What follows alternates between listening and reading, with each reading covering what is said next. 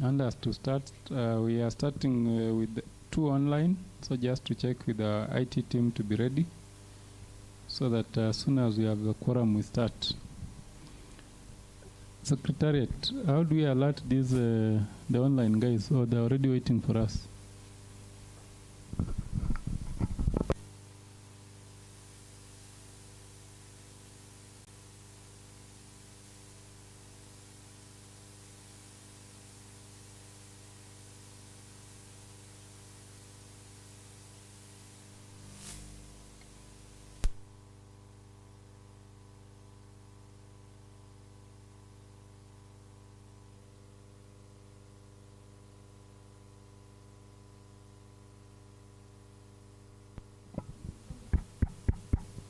So just let's have Cynthia testing her connection in preparation to start.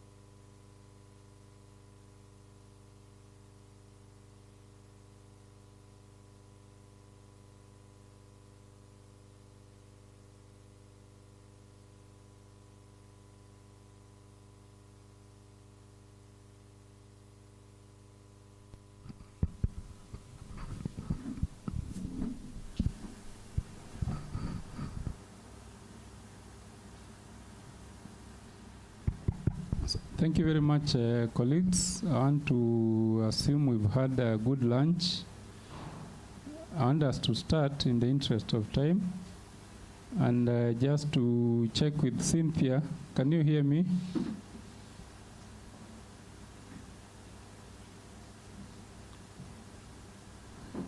Cynthia, just confirm if you can hear me. You are muted. Just unmute and let us know.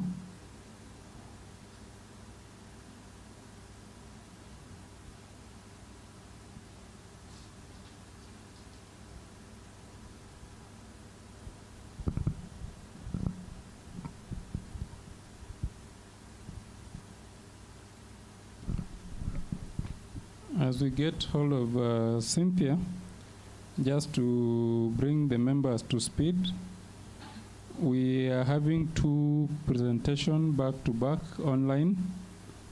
One from Cynthia, and the other one is from Sadat. Both of them. Okay. Anthony. Yeah, Anthony and Cynthia. Sadat is in the other room. And I'm saying that as I wait for Cynthia to confirm if she can hear me, so that we'll be able to start. Just unmute, Cynthia, if you can hear me.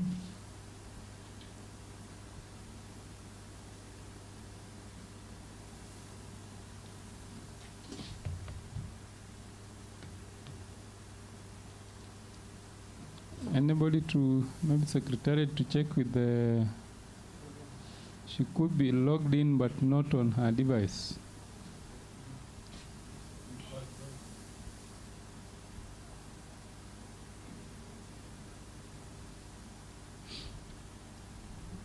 We could also check with the Anthony.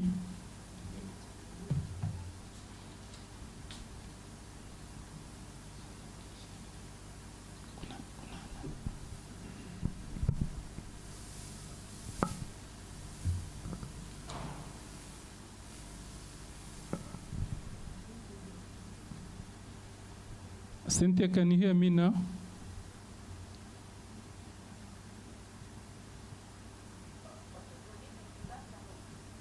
Good afternoon to you.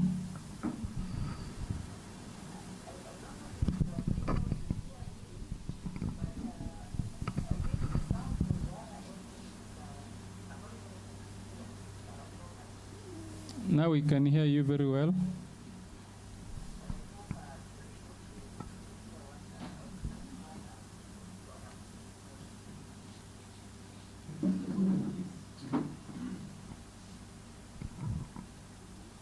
Just a minute, Cynthia.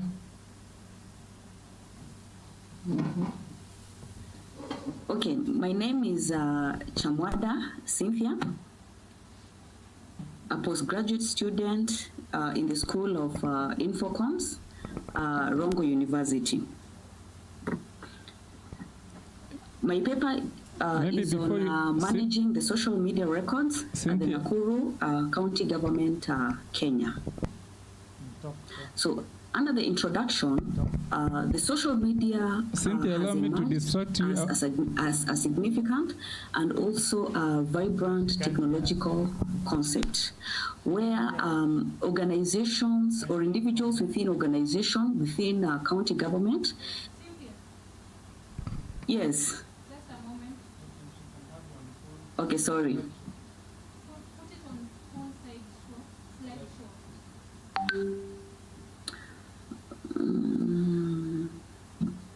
Talk, and she hear you? From here? From here, no. She's supposed to hear you from here.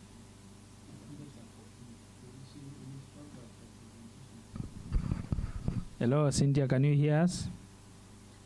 I can continue. Can you hear us? You can continue. Okay. But make it. Sorry about that.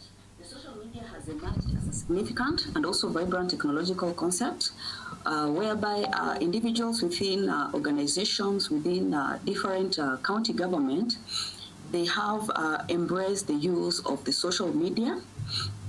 And this one has been necessitated through the introduction of the internet connectivities within the organizations. So employees are now using, or they have embraced the use of the social media, whereby different communication, different ideas are being communicated via the use of the social media. So this social media has aided, is aided by the rapid evolution in the broadband and also the mobile technologies and the increasing penetration of the internet within organization of the county government. So this social media is altering the concept of consumer interaction and engagement, whereby employees within organization, no, employees in our county government are able to interact with the top managers. We are able to interact with the citizens within our different county government through the use of the social media. So these social media platforms work as a perfect channel for direct communication. So the media or the social media technology has also permitted users to create, publish, and disseminate content where citizens are able to come up with records.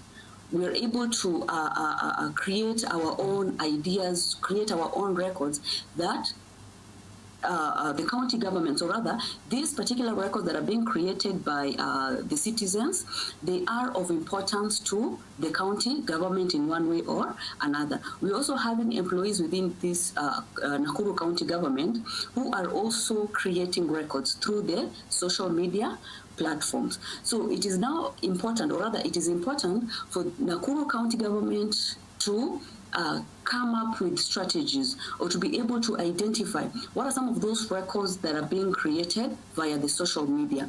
And with these records, do they have any importance to the county government, to the citizens, and also the stakeholders? So these social media communications, the social media communications are government records that are required to be managed. So record, when we define a record, we do not limit it to either the form or even the way in which that particular record is created. But record, when we're talking about a record, we are referring to the content that that particular record entails. So if the information or if the content found in the record is having,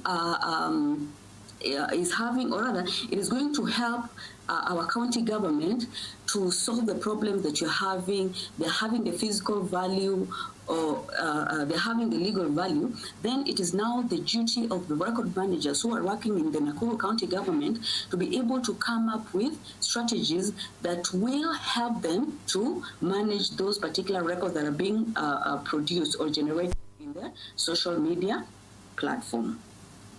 So these social media platforms are highly cost effective, and their reach is extreme vast, whereby it is cheaper, it is more convenient for information to be shared in the social media.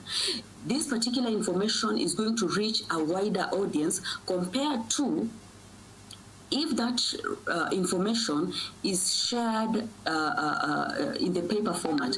So if you compare the audience, then you're going to realize that this social media it is going to, or rather, this social media can be used by various people and is going to reach a wider scope compared to the physical type of environment where communication is being done. So the local government can also use the social media platform for communicating emergencies. We're also having the economic development and also the political engagement, where the citizens are given an opportunity to either they're given an opportunity to air out their grievances, they're given an opportunity to even contribute to the political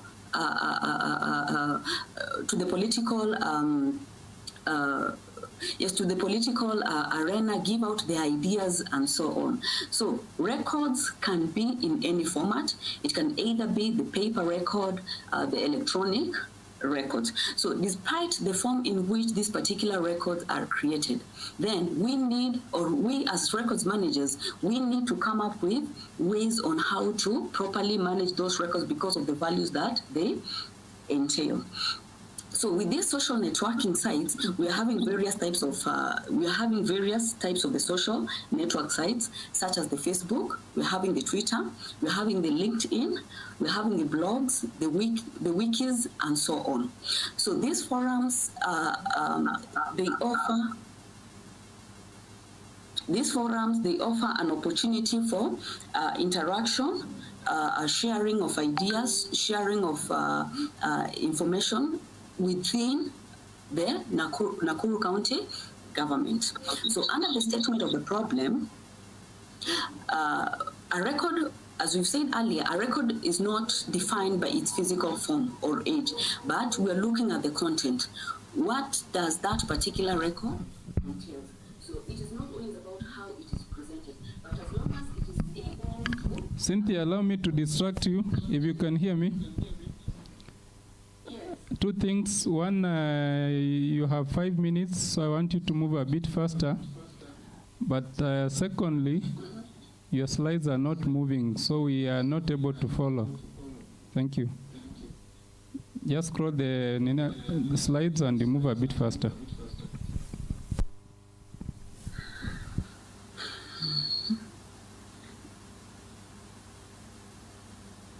You can continue.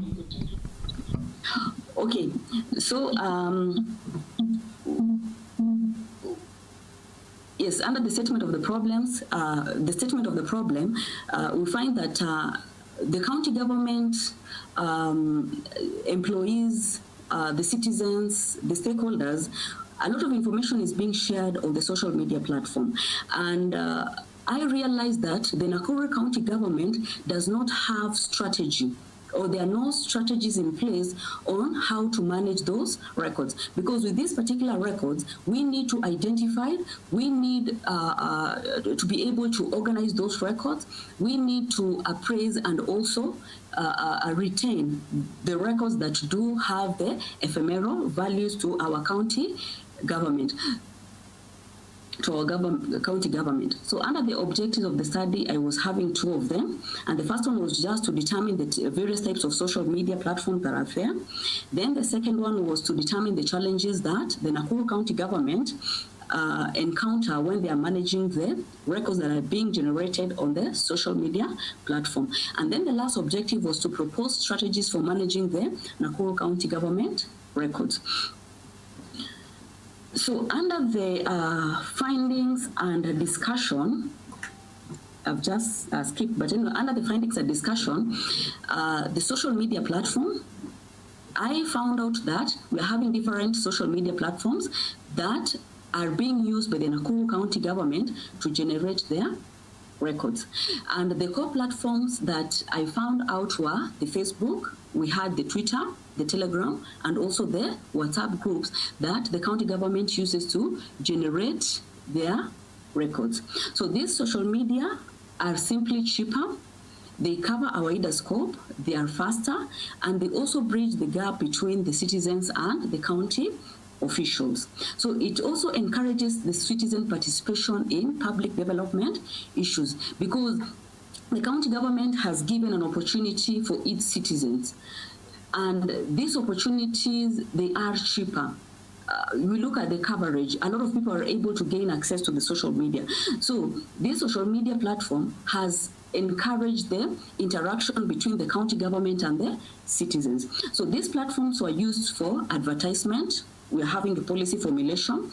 They were used for the team building. We're having the bursary allocations, development, official communication to the residents, and also for the interaction purposes. So the findings of the study also revealed that the platform generated records that were vital to the activities and mandates of the Nakuru County government. And if such records are not captured and managed properly, it will be difficult for the county government to even achieve its main duty, which is good governance and service delivery to the citizens of the Nakuru County government. So the second theme was on the challenges of social media record keeping. And the findings of the study established that managing records of content in a multi-channel and multi-location was a major problem, because different records were being created in the WhatsApp groups, other records are being created in the Facebook, in the Telegram accounts, etc. So it was very difficult for even the record managers to manage all those channels that were being used to generate records within the Nakuru County government. The study further established that different social media platforms were used to generate vast amount of records that were relevant to the Nakuru County government. So these records were relating to the same transactions, or rather, these particular records that are being generated, it's made the work of the record managers difficult to manage or even to create a record series because of the multi-channel that are being used to generate those particular records. The study also revealed that there were absence of records retention and disposal schedule, and we cannot manage everything that the county government is generating. So it is very important for the record managers to see what is important, what is of value to the county government, and only retain those records that are of relevant to the activities and mandates of the Nakuru County government. The study further revealed that the social media records also require continuous appraisal so that we're able to determine which records have the permanent value and which ones have the ephemeral value, hence the need for total destruction of those records. So we also had another challenge, or rather the finding of the study established that there were absence of records retention schedule which compromised access and retrieval of records within the county government. The study also identified that because of the ease in which social media records can be created and also the frequency in which updates are made, it was very difficult for the Nakuru County government to ensure authenticity and availability of the social media records. So the strategies for social media record keeping. The findings of the study revealed that Nakuru County government had not implemented strategies to manage its social media records. So these social media record keeping strategies, they should include creation of the record management activities, such as the creation or capturing of the records into the record keeping system. We're having the classification of the records, filing, access, use, and appraisal of the social media records. So these strategies will basically ensure that adequate records are captured. We are having the organization. Those records are appraised, they are made available, they are used and also disposed of appropriately. So record management strategies ensures that activities in an organization are completed in an efficient and effective manner.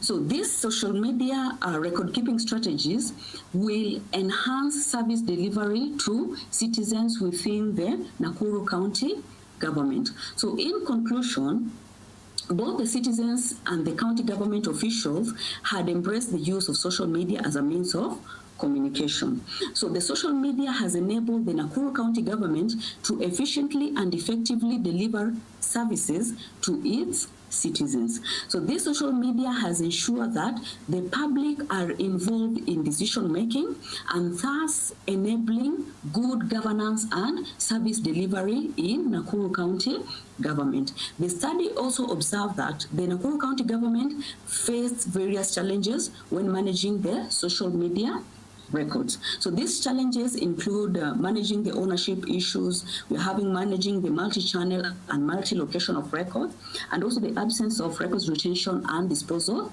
schedules. So the Nakuru County government did not have strategies for managing the social media records, and the implementation of these strategies will protect the life cycle of the social media records, hence contributing to good governance and service delivery within the Nakuru County government.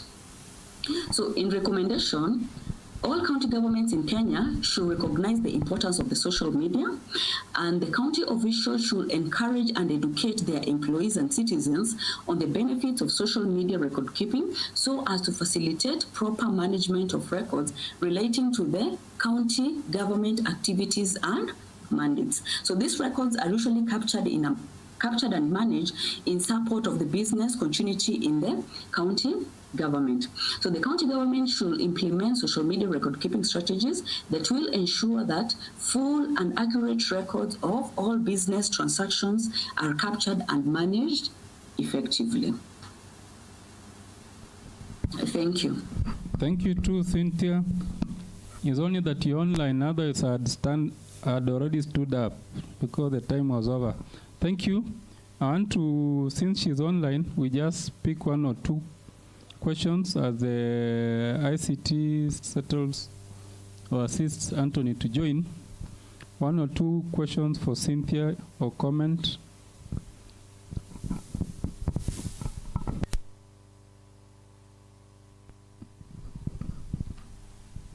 Thank you, Cynthia. One of the things that I want to ask, so what is your recommendation? Because each time you recommend and each time you conclude. So what is the recommendation that you can give to this conference about your work, which is managing social media records at Nakuru County? Thank you.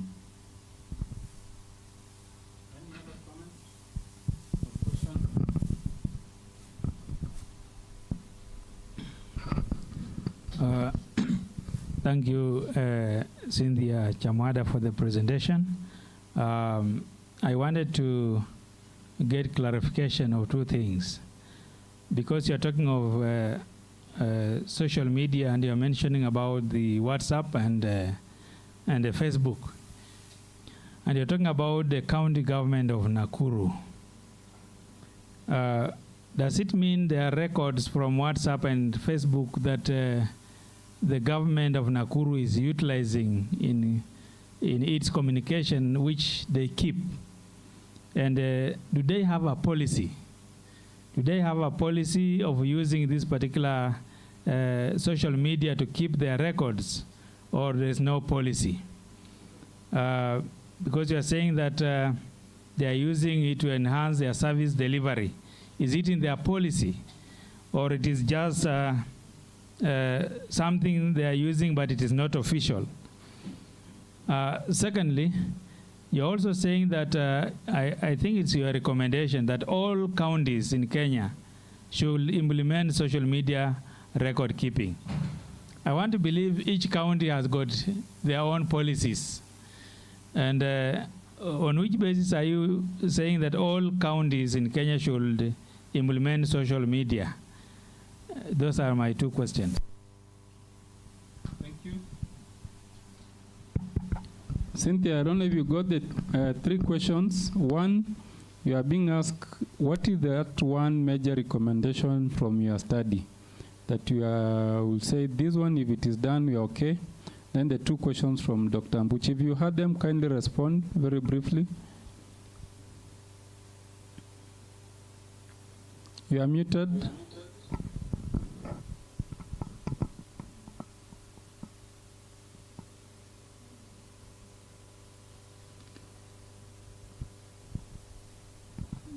Can you hear us, Cynthia?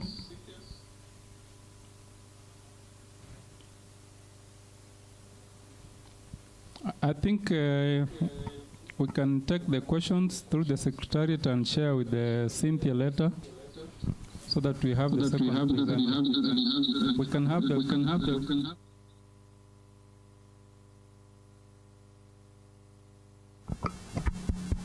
we can have the... Okay, I'm sorry.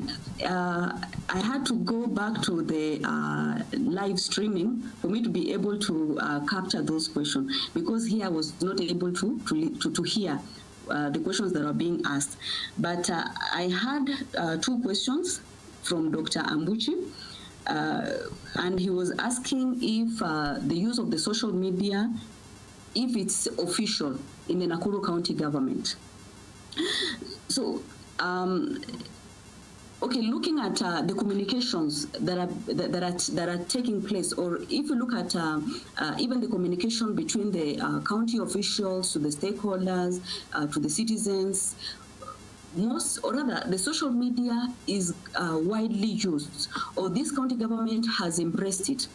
And I was feeling that because our main duty as record managers is to capture the record series, or to have the record series in full.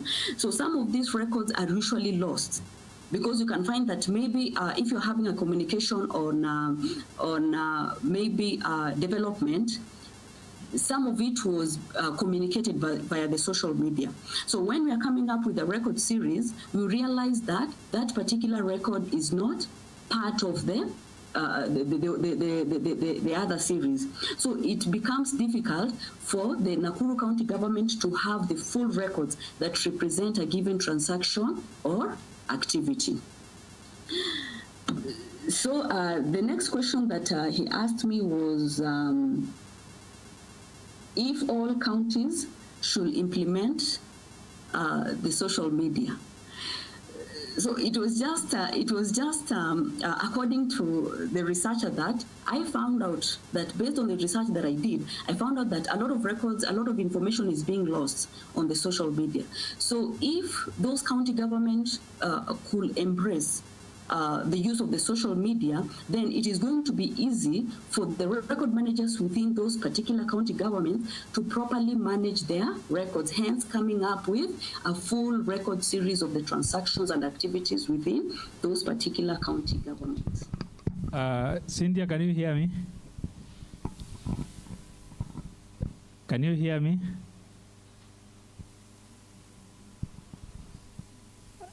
I think Cynthia has not answered my questions because I asked, does the county government of Nakuru have a policy? And she has not answered. And why is she saying that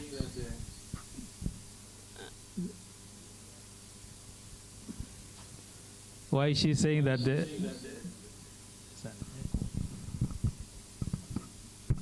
why is she saying that there are records which are lost? If the government has no policy, it means they are not utilizing this social media for their record purposes, maybe keeping minutes and so forth. So who is the complainant that the records get lost? Because if there's no policy, that's why I asked, is there a policy? But she has not answered that question. And I'm not going to give her much time to answer. That is a yes and no. But again, I think the whole idea of the presentation is also to assist. So it will also inform, just to check if the county is already using the social media, what allows them to do that? I think it is a very critical question before even it will assist to anchor that study. I really want to bring in the second presenter. But Cynthia, if you're online, in one sentence, just to say yes or no, is there a policy?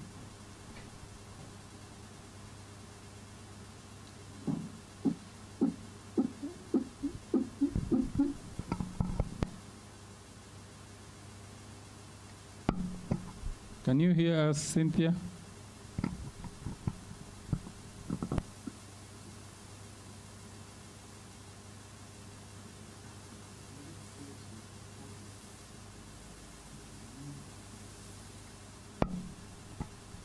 You are muted.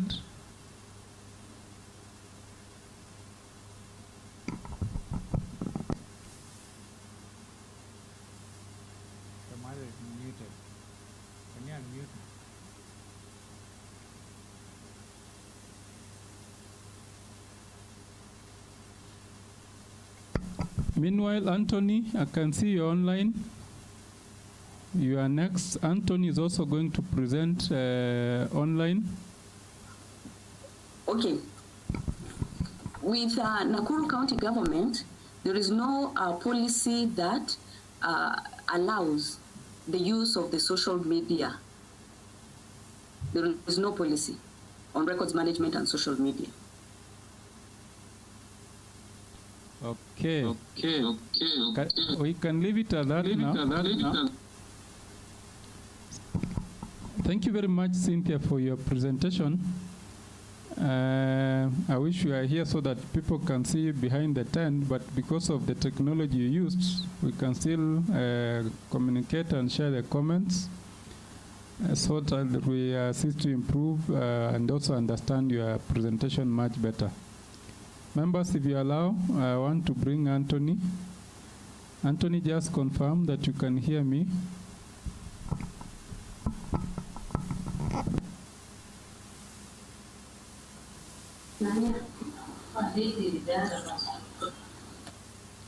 I can hear you. Can you hear me? Loud and clear. Kindly, you can go ahead with your presentation. You have 15 minutes. Okay, can I present from my side? Are you able to see our screen? Yes, I am. Okay, and then you can ask our secretariat to be moving the slides for you, because I can see they are already displaying them here.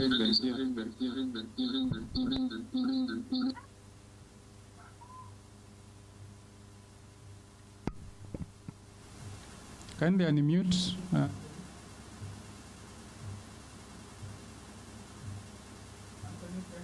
Kindly unmute, we can't hear you.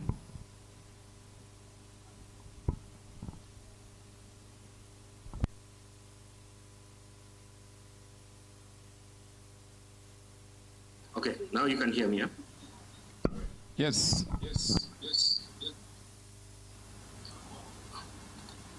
Okay, then let me start my presentation. 15 minutes, please. Thank you much for this, very much for this opportunity. My name is Anthony Okeo, and I would like to make a presentation on public transport policy frameworks, support for ecotourism development in Kisumu County in Kenya. This paper is as a result of a study that was conducted as my thesis, and my supervisors are also part and parcel of its contribution. That is Professor Zachary Ngalo and also Professor Odenyo. So it is noted that Kenya has a Vision 2030, and the Kenyan Vision 2030 envisions the implementation of public policy and also legal frameworks that are supposed to support ecotourism development, and this happens through indications of having developed public transport infrastructure. So the study is based on the fact that ecotourism is travel to destinations that are viewed to be touristic and supports the social well-being of the people who are there, but also ensures that the environment in which that tourism takes place is sustained or is sustainable. So the study looked at various CIDPs and the Kenya's Vision 2030 and also sectoral plans.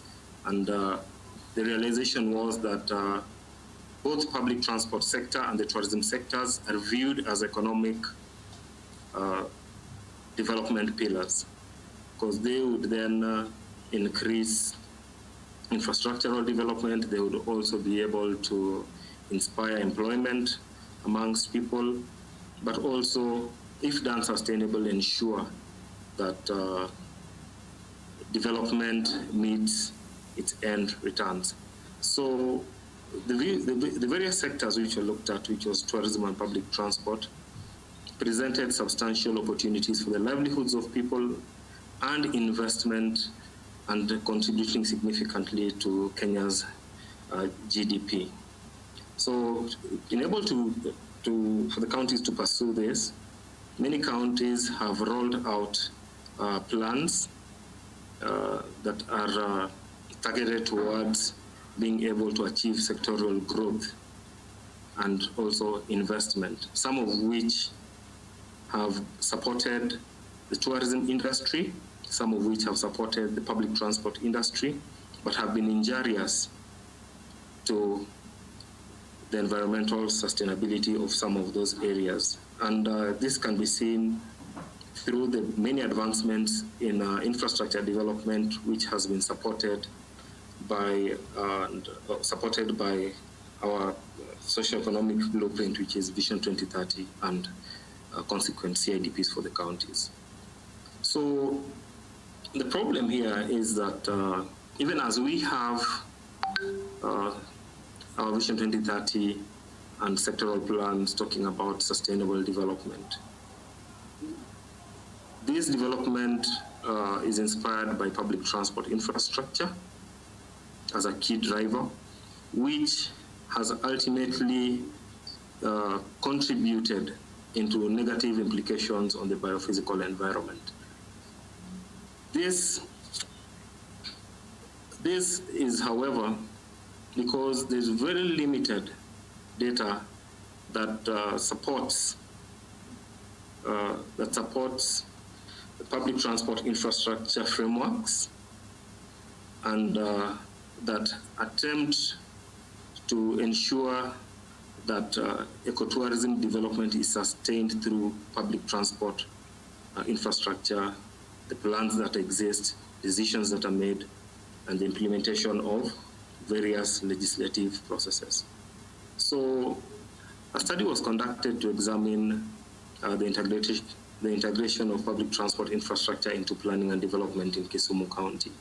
And part of this was an objective which sought to establish the policy frameworks on public transport sector and how they supported ecotourism development. So the study took a qualitative approach and relied a lot on desk reviews, policy reviews, and to some extent, key informants who are purposively drawn from relevant private sector, government entities, and specific development agencies of the government, such as Lake Basin Development Authority and civil society groups such as Vired International, amongst others. And these responses were analyzed, having been used to identify which are these legal frameworks or policy frameworks that provide and support, related to public transport, that provide and support ecotourism development.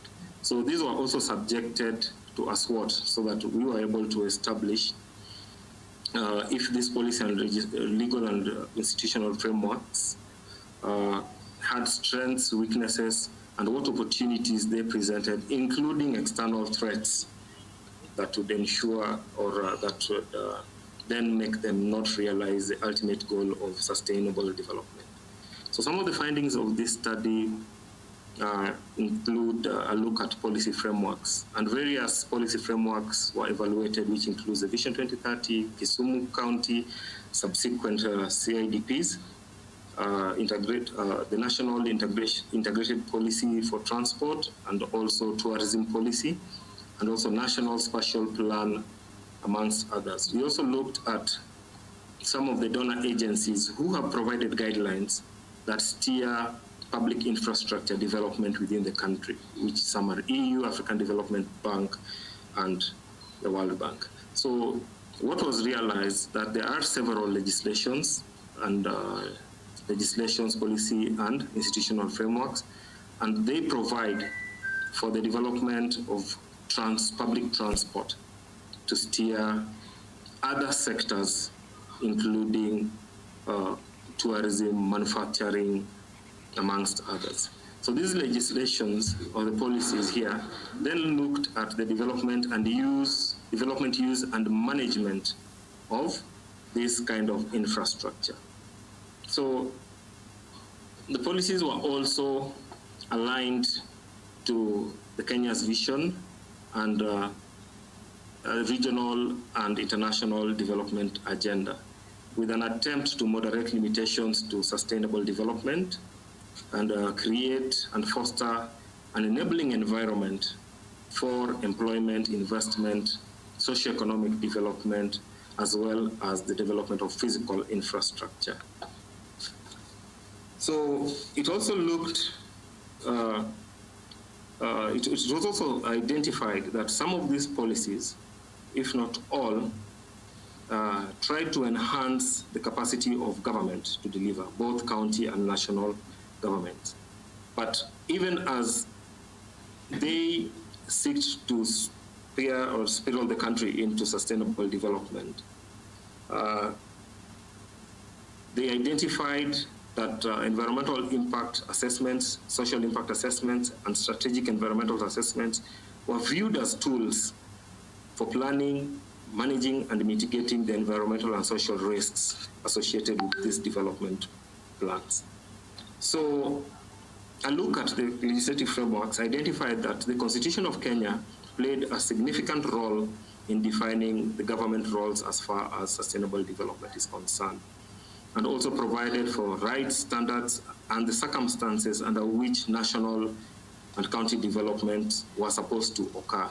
Also putting in place mechanisms to be able to govern those sectors that were viewed to inspire the country into sustainable development while meeting its goals. And some of these legislations were related to traffic control, some are related to environmental management, some are related to public transport, which could be air, water, and maritime, or air, water, and roads development, and also land use management, as far as the development of this infrastructure is concerned.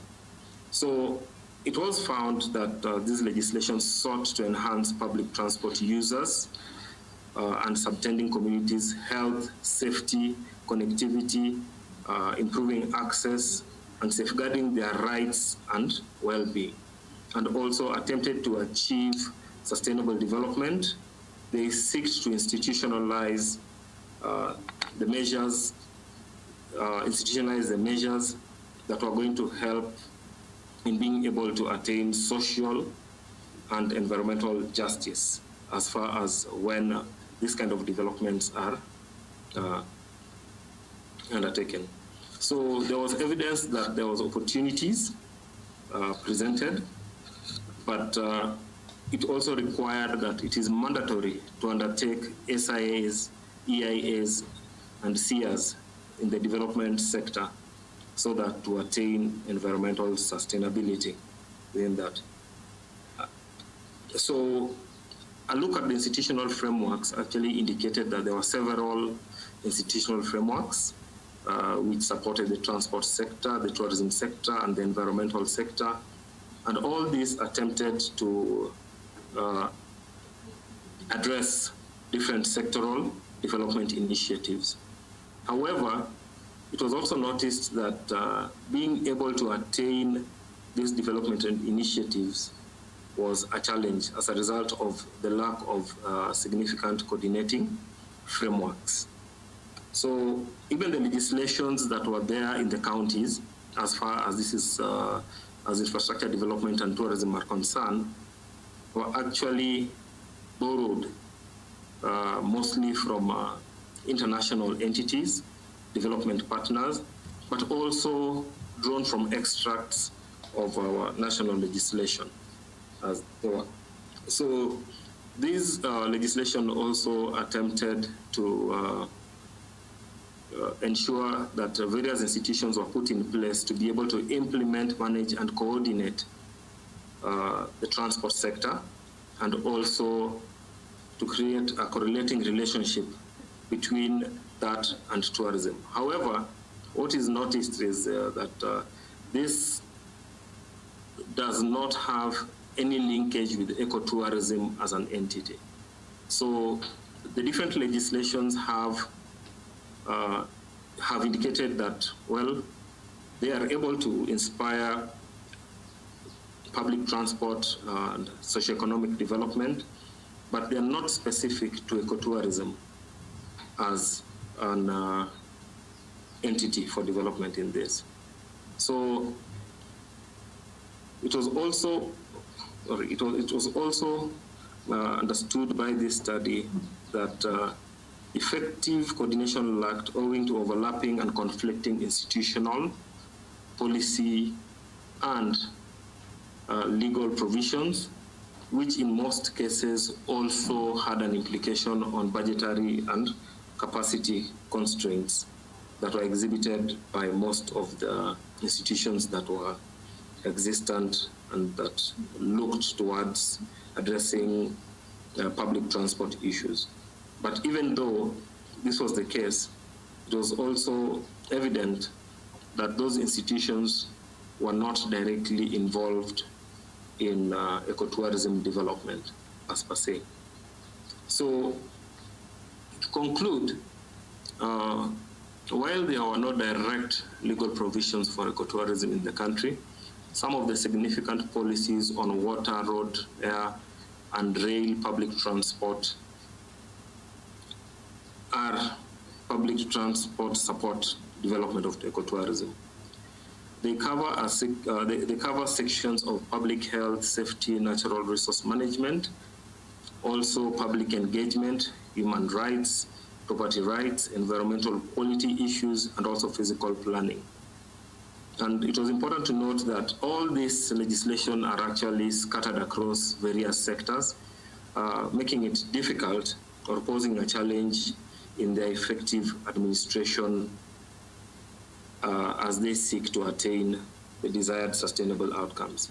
So the study recommends that there is a need to develop and implement an effective framework for coordinating across ecotourism and public transport subsectors, because you realize that there are subsectors that directly link to ecotourism, like the maritime sector, then we have the road sector, we have the air sectors, which constitute the broader public transport sector. It also recommended that to achieve sustainable development across the sectors, an aggregated approach is needed for effective collaboration and coordination amongst the relevant entities. Those are those entities that undertake public transport development and also those that seek to advance ecotourism development. And finally, the policy and legislative frameworks should create an environment where regulators and relevant institutions can provide structural, political, and budgetary independence, as well as sufficient competencies to implement development plans. So the study also realized that there was a significant gap in the implementation of ECS and SEAS to be able to deliver sustainable outcomes, especially when it comes to development projects such as roads. So there is need to investigate why ACRs and SEAS, which are mandatory decision-making planning and project implementation tools, rarely yield sustainable environmental outcomes during public transport infrastructure development, which is identified as significant to the sustainable development of Kenya. And with that, I'll end my presentation. Thank you very much, Anthony. You've taken 17 minutes. Fair enough. So any question or comment for Anthony from the floor?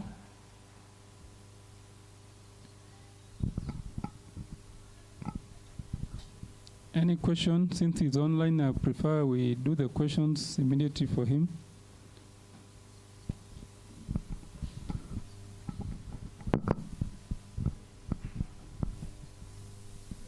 Thank you. One of the questions that bothers me as we present is the last part of most of our presenters when they do recommendations. Now, when you say, like, I don't know whether we can get to the recommendations, please. That last slide. There is need to develop. Who this need is given to who? Even if it's because recommendations is based that you are directing this thing for action. I'm recommending this to achieve sustainable development in cross an aggregated approach. These aggregated approaches are coming from where? Policy and legal framework created an environment. Basically, let's make our recommendations to be sharp and directed to somebody to pick an action. Because when you're talking of the road, public road, then do you want the public road? It's a government, but that's where those issues are, so that we know that you are directing to this specific area or sector. That can be actually what we call research-based policy. And that's why when we are asking, so this government takes these policies from where? They just sit under, but a good policy should be research-based policy. So I would encourage that you sharpen your recommendations that can actually make sense to us. Thank you. Thank you. Another Anthony. Thank you, Anthony, for the presentation that we've just made. It's detailed and a very interesting title indeed. My concern is this. Anthony, you can hear me? You said yes. Okay.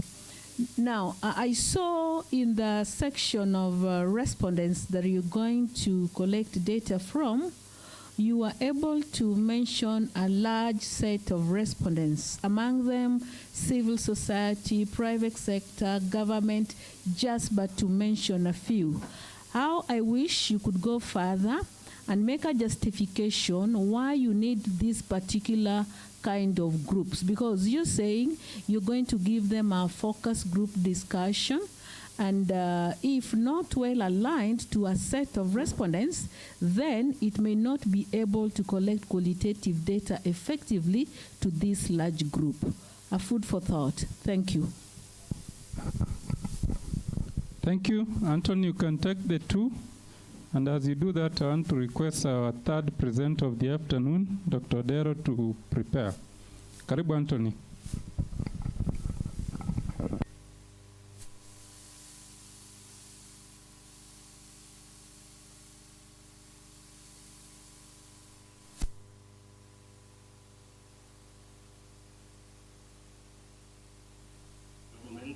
And mostly county and county government and the national government, because you find that most of those institutions are mandated through national law, and counties only try and mirror to a large extent, but also operate within the confines of the national provisions that exist.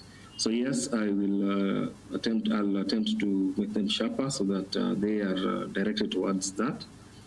And also regarding the second question regarding the source of data, the sources of data, yes, we collected data from different organizations, and it was inclusive because we were targeting officers within those organizations who had direct relationship with ecotourism development, and those who have attempted to have some of those provisions entrenched within their own policy frameworks. So yes, we did not rely a lot on focus group discussions, but we used the key informants to actually identify which sectors were affected or influenced by the existing legislative frameworks on public transport. So yes, I'll try and also ensure that we polish that bit. Thank you.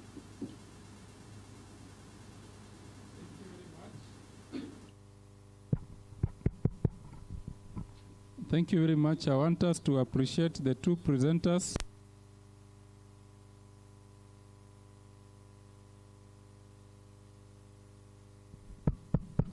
With just 2 factorial, because there were 2 and they're online. We prepare our slap, our hands.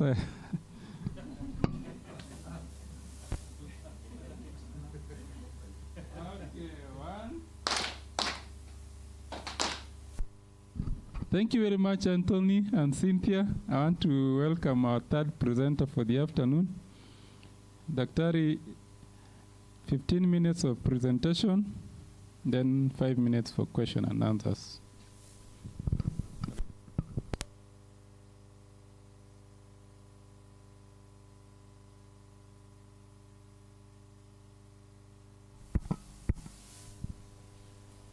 Good evening, ladies and gentlemen. Good afternoon. Thank you.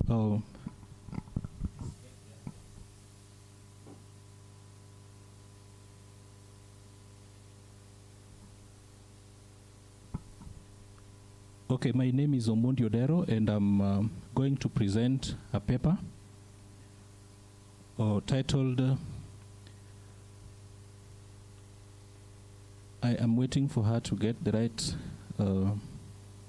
slides to share.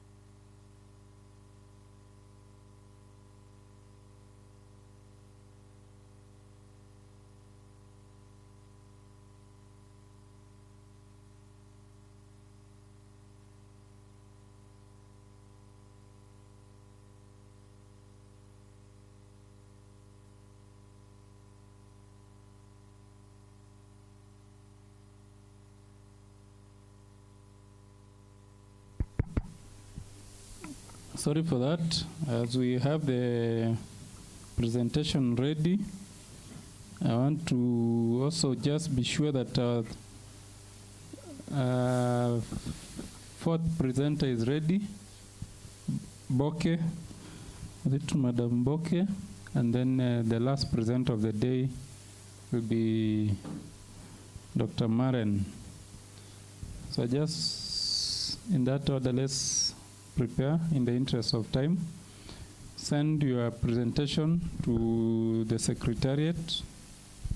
Check in good time that they are there and they are ready so that we just start.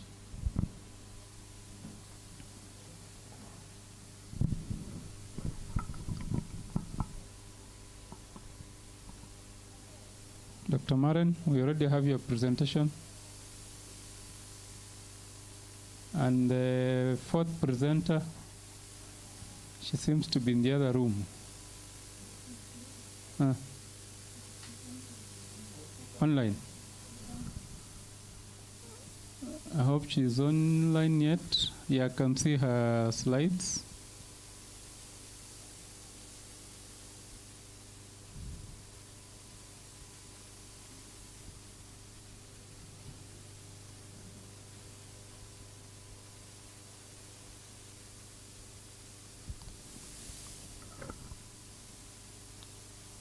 Yeah, some slides seem not to be getting to the Secretariat.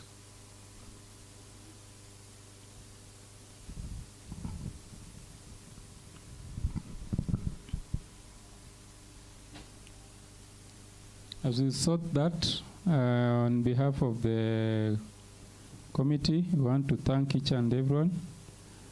I think it is good that we are here. It is a good gesture that you've sitting all through. I think we are now ready. Dr. I don't know, we'll share the time lost.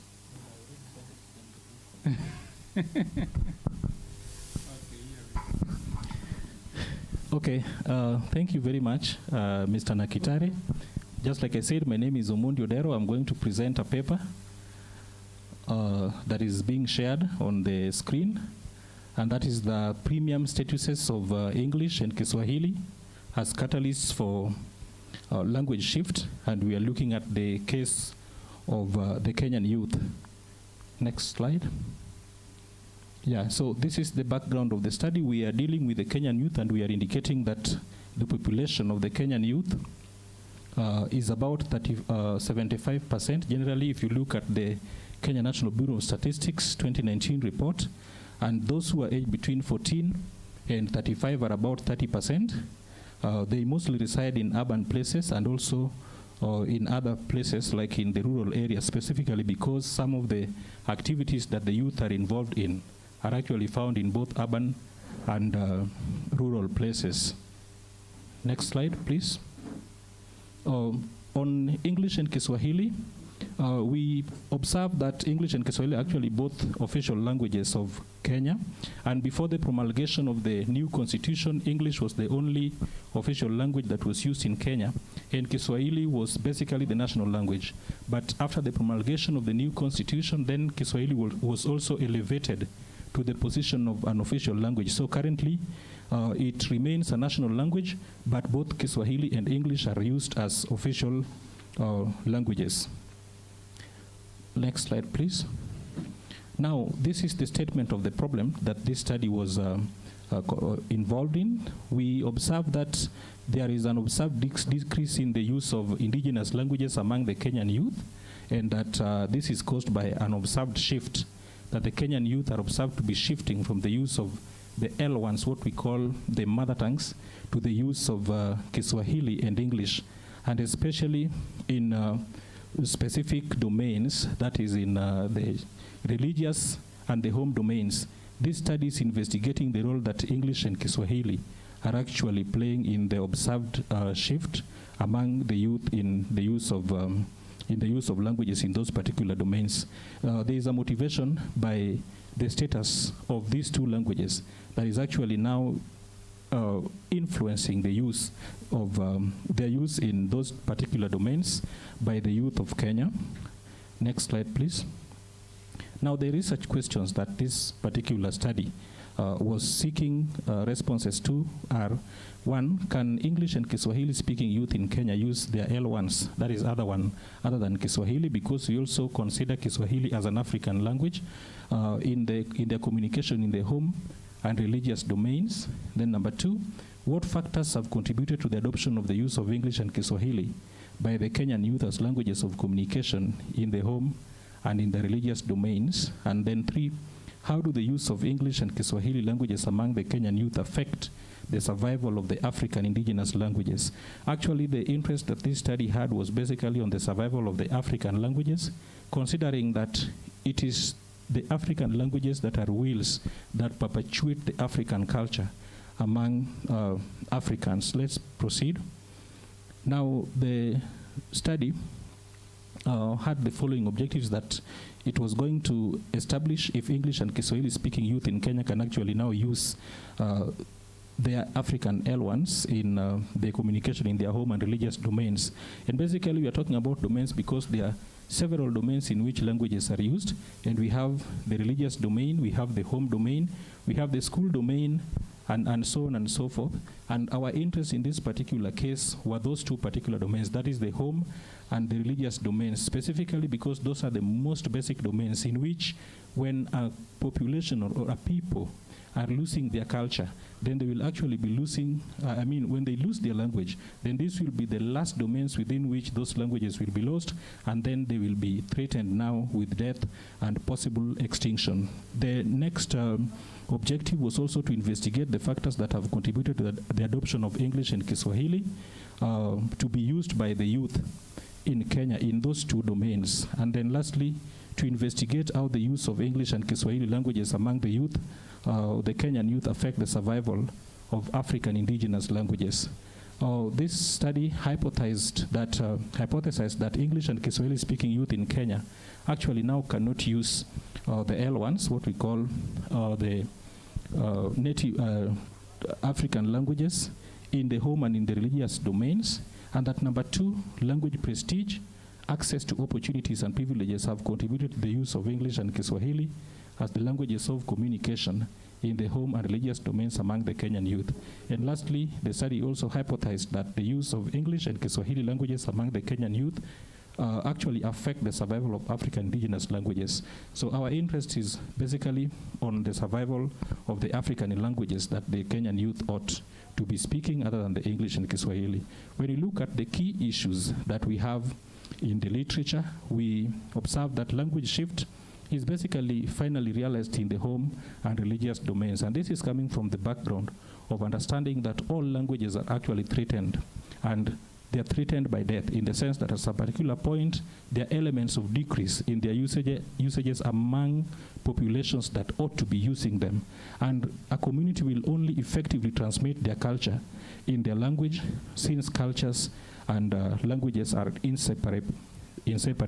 So if a language is being lost, then we can then see that there is an element of loss of culture, because culture and language are actually intertwined. So cultures contain languages and vice versa, and that is from the literature that have been indicated thereon. The study adopted an integrated approach. We used qualitative approaches and qualitative data collection techniques. Qualitatively, field observations, interviews, and focus group discussions were used, and the study sample was selected purposively. And quantitatively, a survey involving the administration of questionnaires was also done, and the sample was also randomly selected.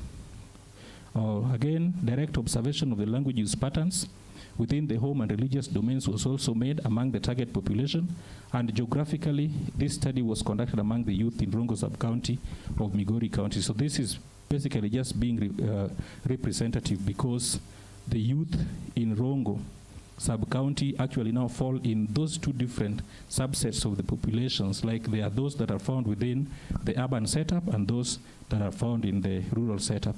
So here we look at table 1 is providing the attachment of importance that the youth give to the languages that are being investigated here, and the basic language being the Luo, which is mainly spoken around in Rongo sub-county as the native language, and then English and Kiswahili as the competing languages that are threatening or influencing the shift of language use in the domains that were actually observed. And then there was also a provision for the attachment of importance to other languages that are spoken, that may be spoken by the youth, especially considering their considerations. So when we ask the questions, you are asking them to rate the languages in terms of how they attached importance to them. So in the first category, we look at how they rated the languages, whether they were not important in the first category, and then slightly important as the second category, and then important third category, and very important in the fourth category. So Dolu was rated by 22 because we had a sample of 40 youth, which was 55% as important. And only 9, that is 22.5%, indicated that Doluo was, 22%, 55% indicated that Doluo was not important at all to access of opportunities and privileges, and that is what we are checking here. And 22.5% indicated that it is slightly important, and then 12.5% indicated that Duluo is important to provide access to opportunities and privileges, and only 4% indicated that Duluo is very important.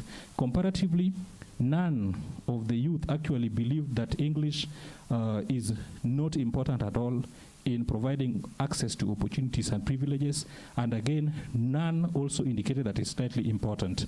Only 22.5% indicated that it is important, and 77.5% of the respondents indicated that it is very important.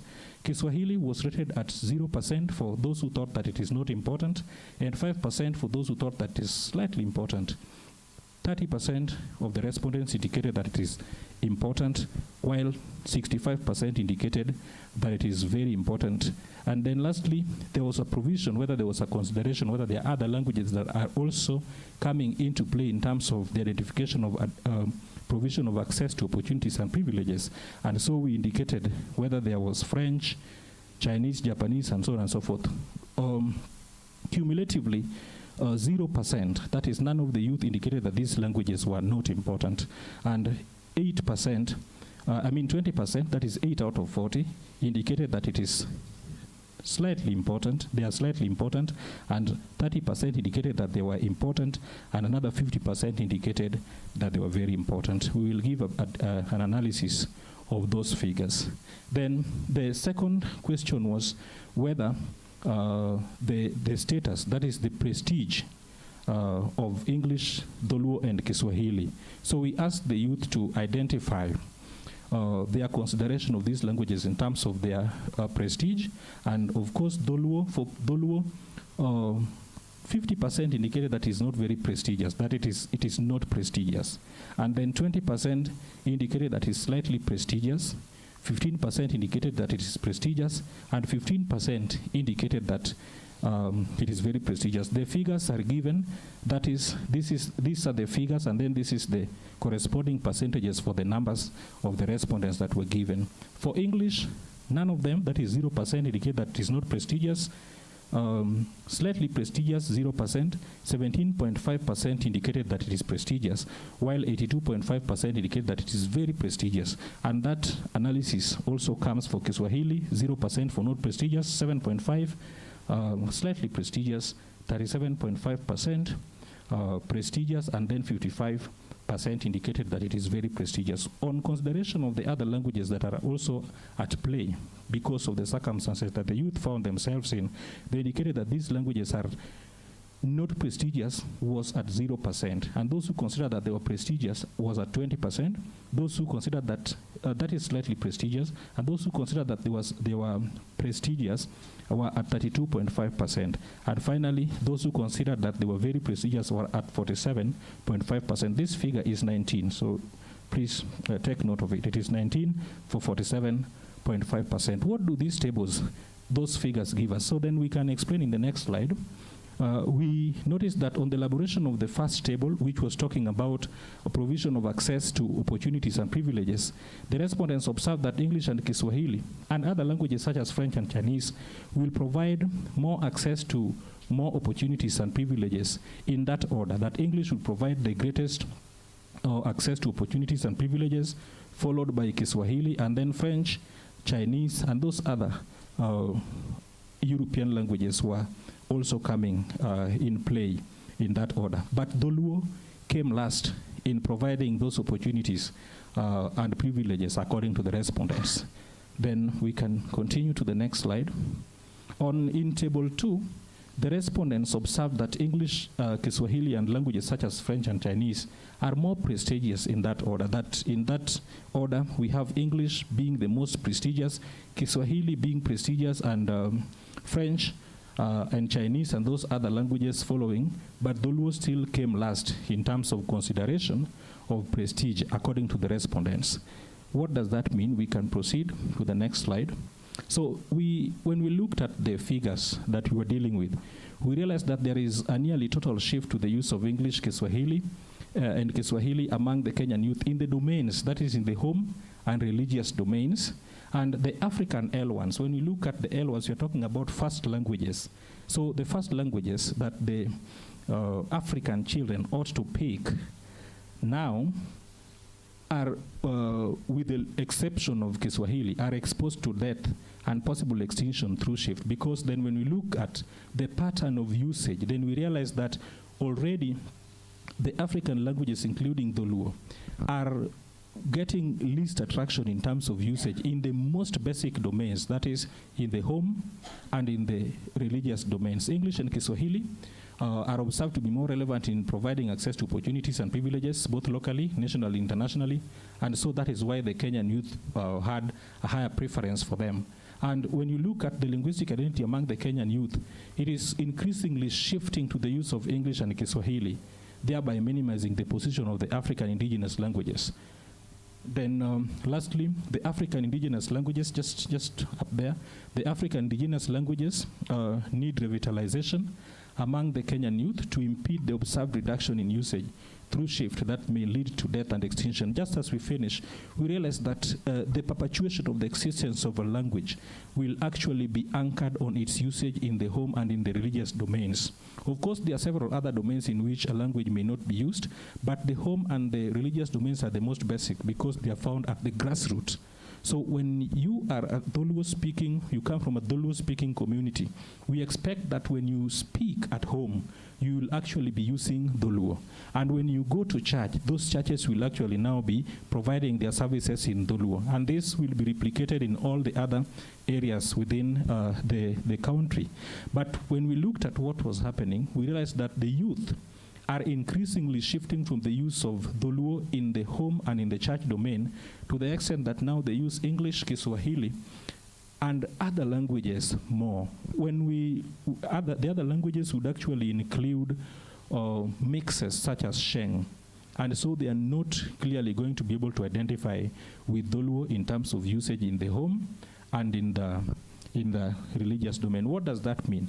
What that means is that the African indigenous languages are getting more threatened, and before we realize it, they will actually be dying. When a language dies, it reduces in the number of its speakers to an extent that there will not be any intergenerational transfer of usage from the older to the younger generations. And if that is continued in that pattern, then it will continuously be lost. We have made considerations of languages that come into contact and noticed that stronger African languages may actually be glottophagic, that they may be consuming smaller languages. For example, the Dholuo speaking community or people may now, as consumed, the speakers of Suba, for example, so that the Suba people are increasingly now speaking Dholuo.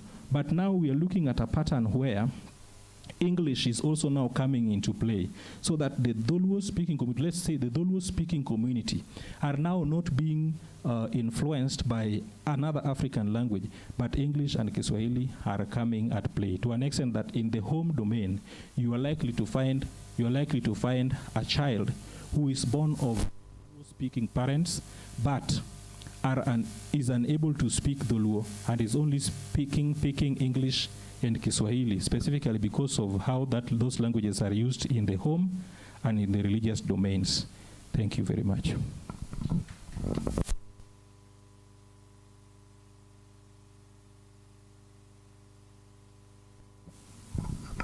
I was actually about to book my timeline, but he was quick to see it. Any comment, question?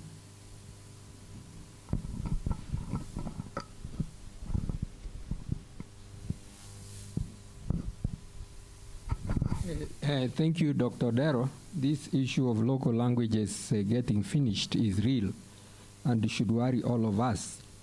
Now, I have one question to ask. When you talk about opportunities and privileges locally, that these children, this youth, use more Kiswahili and English in order to get opportunities. Now, did you look at privileges? Did you also consider the use of those languages for privileges and opportunities at home, in the home setting, other than outside the home? Because you may find that in some homes, the use of mother tongue will give you more privileges than the use of these other languages. Now, another thing that I would like to maybe you to think about or to respond to, there is the use of local radio stations which use mother tongue, and also television stations. Did you also look at them as an influencer at home? Did you consider that? Thank you.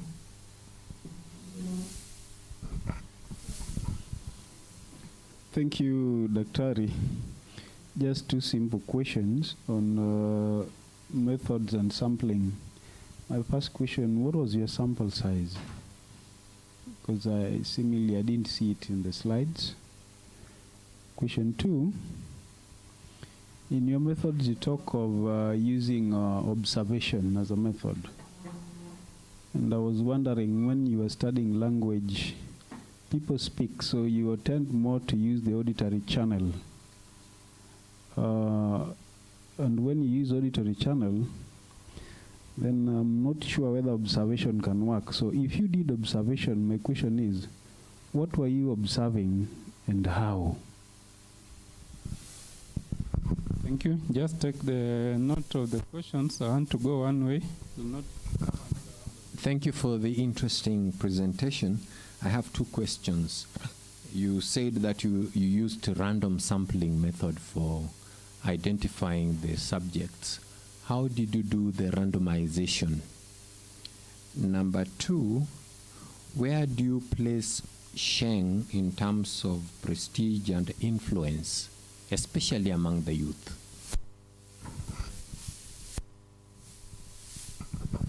Thank you, Omondi Odero. I have two questions.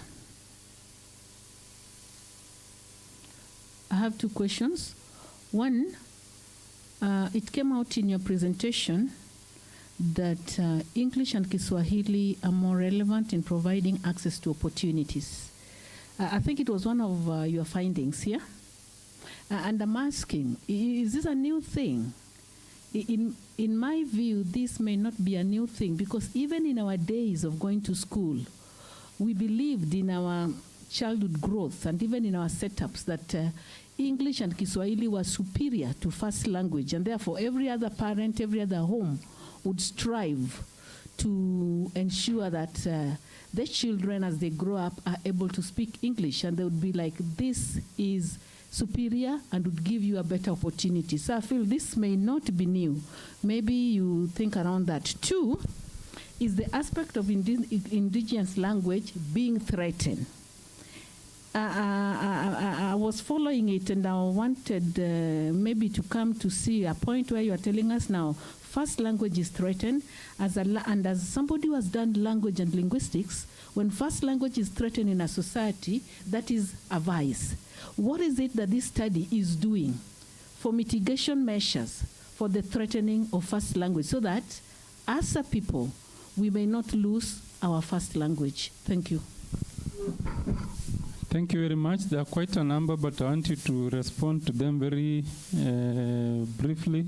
Prof. Suba is mentioned, and I have to arise to that occasion.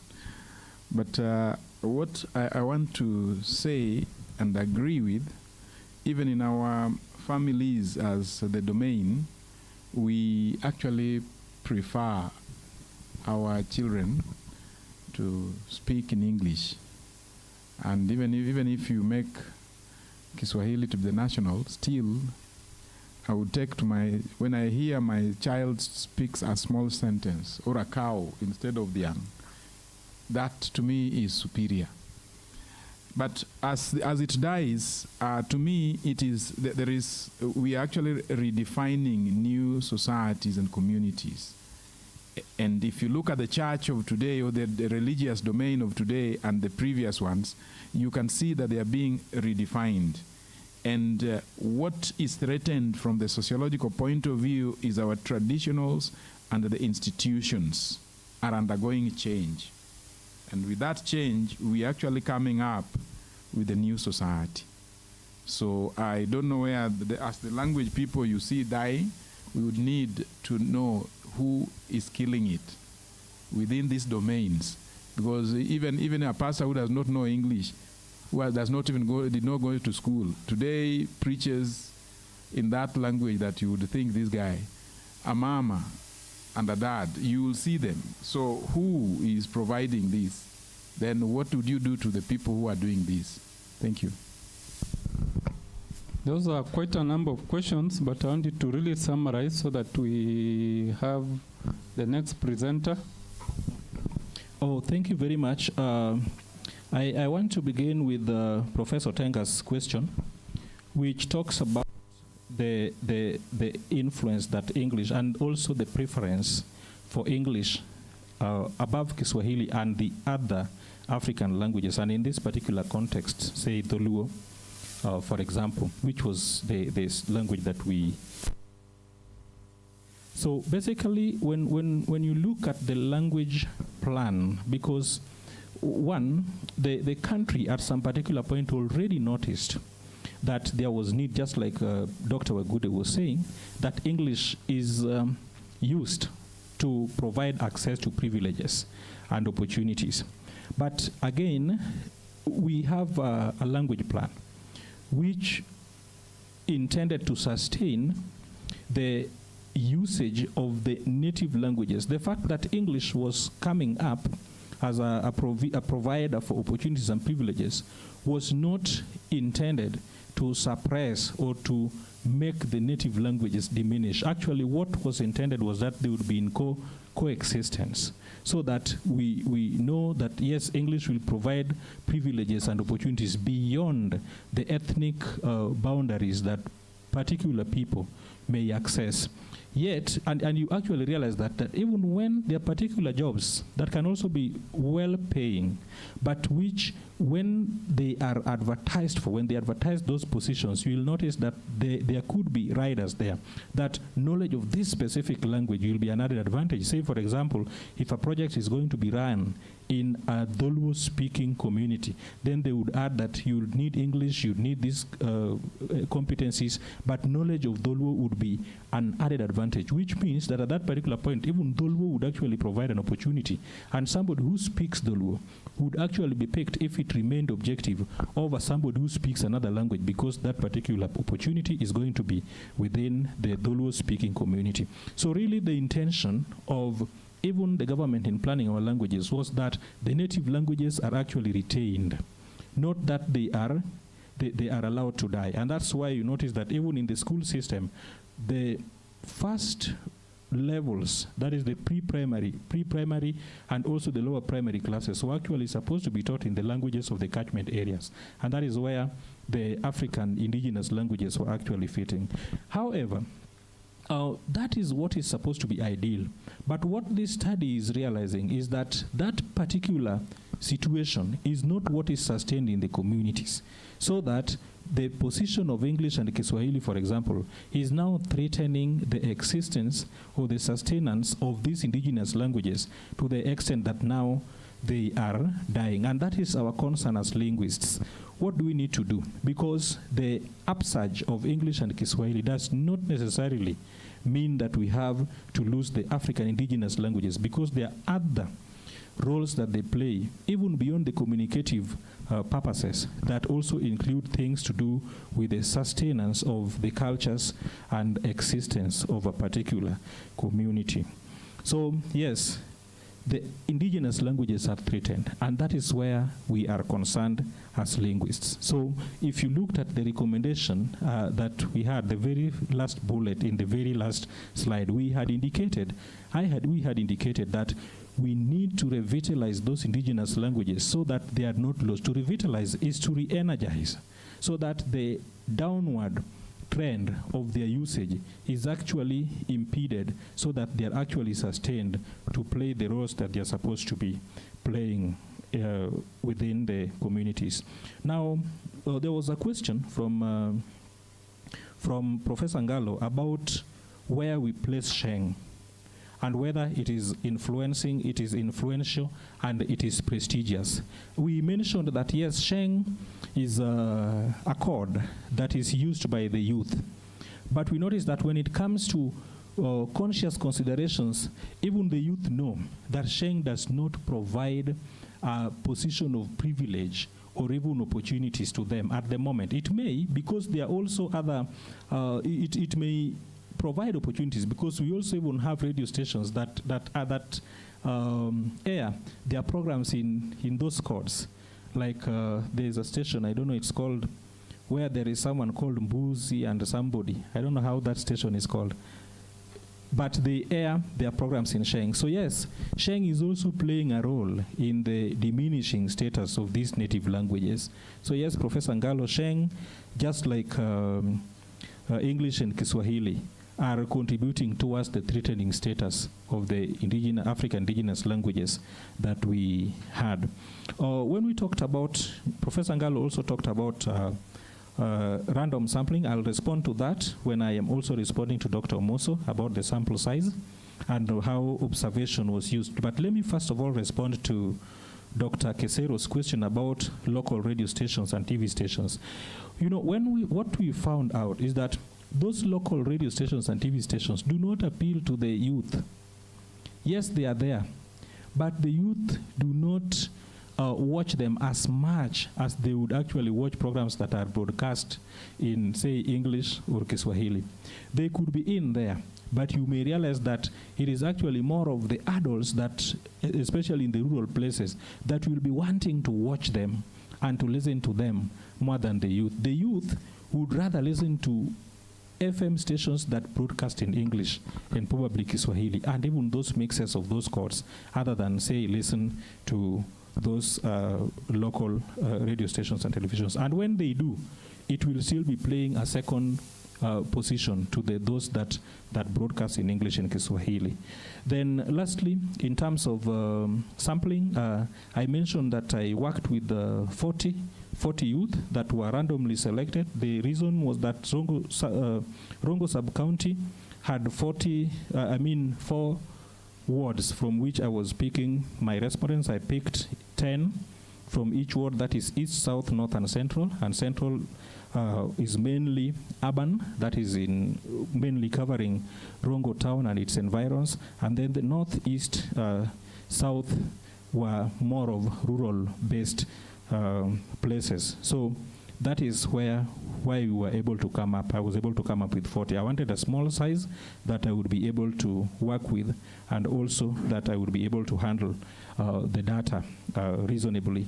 In terms of observation, yes, it is true we made observations, and maybe I just needed to add that the observation picked audio-visual, because you may listen, but you need to know who is speaking. So if someone is speaking, yes, I would need to know what you are saying and who you are, so that I would actually be able to tell that this is a youth or not. So yes, let me add audio to the visual observation that I had made, and thank you for that. It just didn't come out clearly. Thank you.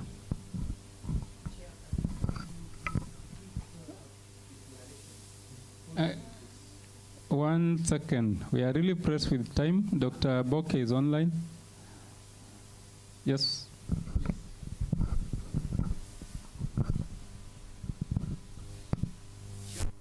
want to believe that this is a very good presentation, and it should not end there. We have Institute of African Studies in Uppsala University in Sweden, and a lot of whites go to that institute to learn about tradition, culture of the Africans, especially the Luos, and even to learn the language. My own uncle did several books on Luo tradition and Luo culture from Uppsala. My declaration is that when we are leaving this place, we declare that at Rongo University we establish an Institute of African Studies where we study culture, tradition, and African languages. We are coming up with an MOU with the county government of Migori and the National Museums of Kenya, which will handle matters, tradition, culture, and ecotourism. I think with this kind of understanding and collaboration, we need to agree today that when we go back, we challenge you and people in your area to come up with Institute of African Studies at Rongo University. Thank you very much. When you are being challenged, I could see Dr. Kisero nodding, which means the point is home. That the linguists in the house, can we have one hearty clap for Daktari? Just one. Thank you very much, Doc. Now I need to be advised. Dr. Boke has been online for a while, and I want to give her a chance to also share with us her presentation. Daktari, I will give you, I don't know if she can hear me, but I'll give her 15 minutes for presentation. Then we have 5 minutes for question and answer. And then we have the last presentation of the day. Thank you for sitting in. I don't know if Daktari is ready. Daktari, can you hear me?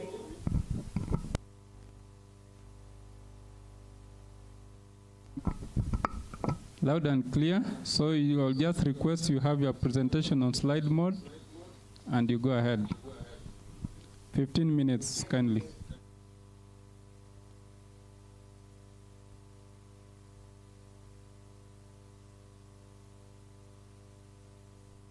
Present on behalf of Dr. Emmanuel Satya from Moi University.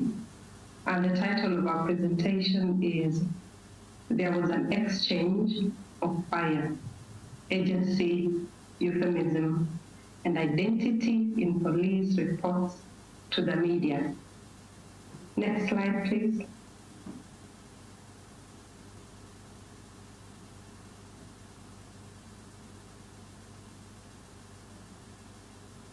I don't know if somebody has shared or if I'm allowed to share my screen. Because for my side, Are you able to see our screen? I can see, but it's not moving. Okay. Kindly share from your end.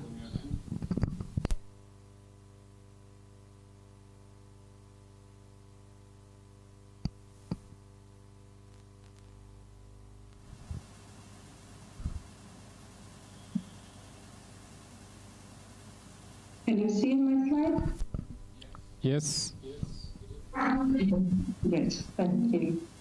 So a brief outline, I will do an introduction and present the context, after which I will bring the theory and the methodology and present data and do a discussion, after which I will give a summary and conclusion. We all have interacted with the police at one point, either willingly or unwillingly, maybe on the road as we travel, or if we've had a problem and we needed the police to come in handy for support. What intrigued and what is the background for this paper is that the police context is one of those regarded as difficult to access, because police will tell you that this information is not public or it's not in the public domain, or it is, but to a certain extent. So researchers find it very difficult to study police reports, to study things to do with the police because of the legal and justice system associated. Much research into policing and the criminal justice system focuses on aspects other than the police interview itself. And when it is the police interview, it tends to be on confession.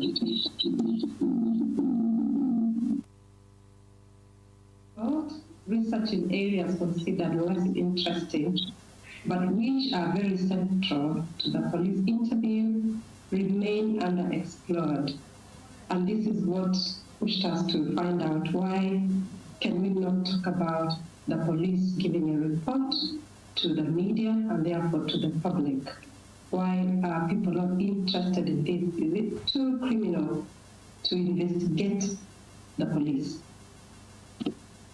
We have a background in language, so this was going to be a linguistic approach.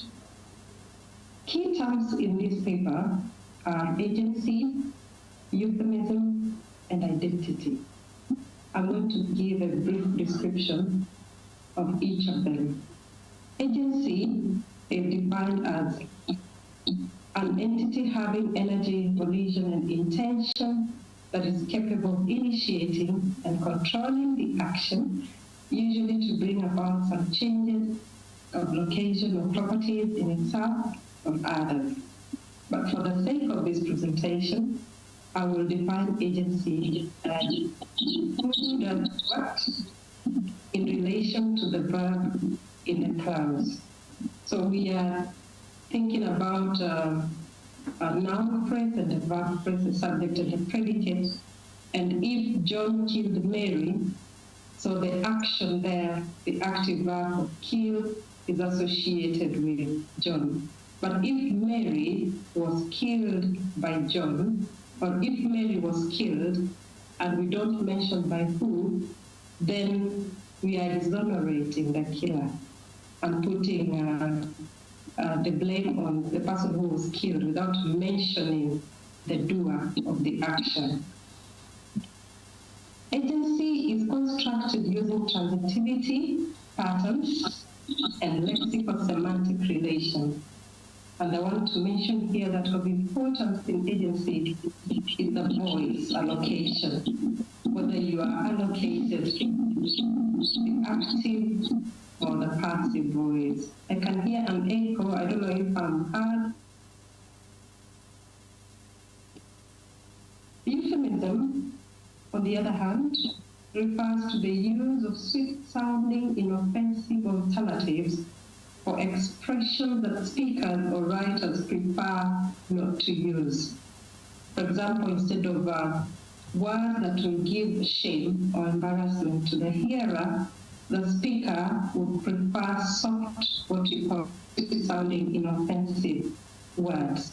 The goal of euphemism is space saving, and it's done through linguistic devices such as analogy, distortion, and borrowing. Analogy entails generalization of forms to new situations. Distortion is the modification of forms, while borrowing entails incorporation of forms from somewhere else. Apart from these three, there is also use of hyponymy and metonymy, as well as similes and metaphors and irony. But for this case, we are going to focus on active and passive verbs. Identity, on the other hand, is what is now constructed by use of euphemism through agency allocation. Usually identity is portrayed using expressions such as X and I, the first person pronoun I, so that you hear prototypical forms such as I am X, I am a teacher, I am one of those people who, I speak as an X, I speak as an expert, I speak as an anthropologist, or as a lifelong asthma supporter. I am a single mother, I am a taxpayer, I am a beer drinker. So all these can be identities which are constructed using language.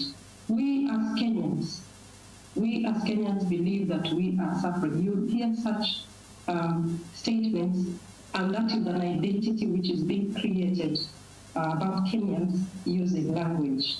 So the relationship between the three, that is between agency, euphemism, and identity, is that interactors manipulate their agentive roles using language, and in this case, euphemism, to construct either their own identities or the identities of those that they interacted with. And in most cases, as we're going to find in the data, is that when I'm talking about myself as a police officer, I'm going to construct a very positive identity. But when now I refer to the suspect, I will allocate them and construct a very negative identity of them. And this will be done through allocation of what we call transitive and intransitive, active and passive verbs. Agentive beings, and that is what all human beings are, resort to linguistic resources to construct their identity. And in most cases during our discusses, we tend to construct identities either verbally by use of body language, by use of extra linguistic features, sometimes knowingly, sometimes unknowingly. But in our case here, we find that the police, or what we call authorized officers, are using these strategies knowingly with a goal to achieve, maybe to hide information or to portray themselves as innocent or to portray themselves as perfect workers or specialists or meticulous and portray the other social actors negatively. We make use of systemic functional grammar, which was proposed by Michelle Halliday. The major tenet of this is that language is used to perform different functions in a society. And Halliday comes up with three meta functions, that is the ideational function, the textual function, and the interpersonal function. But for this paper, our focus will be on the ideational function and on the interpersonal function. So one of the functions of language is to create identity and construct meanings of human experiences. So people use language to talk about things, events, qualities, and activities, including criminal and violent activities. So the police manipulate language when they're giving reports to the media and the public to achieve a certain goal. In this case, we focus on how these officers view themselves, the suspects, and other social subjects captured in the report through use of language. Another of Halliday's functions of language is the experiential function, which is manifested in transitivity patterns by conveying ideas about who and who is acted upon in clauses. I give you an example. When we say in most African cultures that a man marries a woman, and we don't use the same for a woman. We don't say a woman marries a man. If you go back to what Dr. Dero was saying about first languages, if you go back to your first language, the verb to marry is only associated with men, while for women, it is to be married. So that means that a woman cannot marry a man, but they can be married by or into a man's life. And that, of course, shows who, it's very subjective. It shows who can control who. That is why in most African cultures, there is a lot of patriarchy. In transitivity, we examine linguistic features used to communicate agency and in identity formation, where active verbs are used for suspects and passive verbs for the officers. The end result is that agency and blame are given to the suspects, while the officers are portrayed as recipients or innocent. Even in cases where they have killed, they will use language to portray themselves as if they were pushed into it. It was the mistake of the suspect. Our methodology, we have analyzed television clips which were drawn from different media houses in Kenya and Tanzania. This is a larger study which is still ongoing. And the clips were drawn from 3 East African countries, Kenya, Uganda, and Tanzania, over a period of 10 years. However, for this particular presentation, we have only used 2 clips, one from Kenya and another from Tanzania. These are clips of authorized officers briefing the media about criminal incidents, and they are accessible on YouTube. They were downloaded from various channels, and they were selected purposively, and they were transcribed and analyzed first using Faircraft's strand of critical discourse analysis, and then now we applied systemic functional grammar of Michelle Halliday. The analysis procedure was that focus was on how the speakers in the clips manipulated agency to construct a professional identity or deflected agency to the identities of the suspected criminals. Remember, we are talking about the police representing themselves and others. This could be the criminals or the persons involved in the reports. The questions addressed were, how do different speakers use agency? What patterns of transitivity are used for the police officers and the suspects and other people involved and who are captured in the reports? Which euphemistic features are employed, and what effect does this have on identity formation? On our first clip, where Inspector General Kinoti is giving a report on the murder of Top Cohen, this was a very publicized murder case. I'm sure you must have come across this.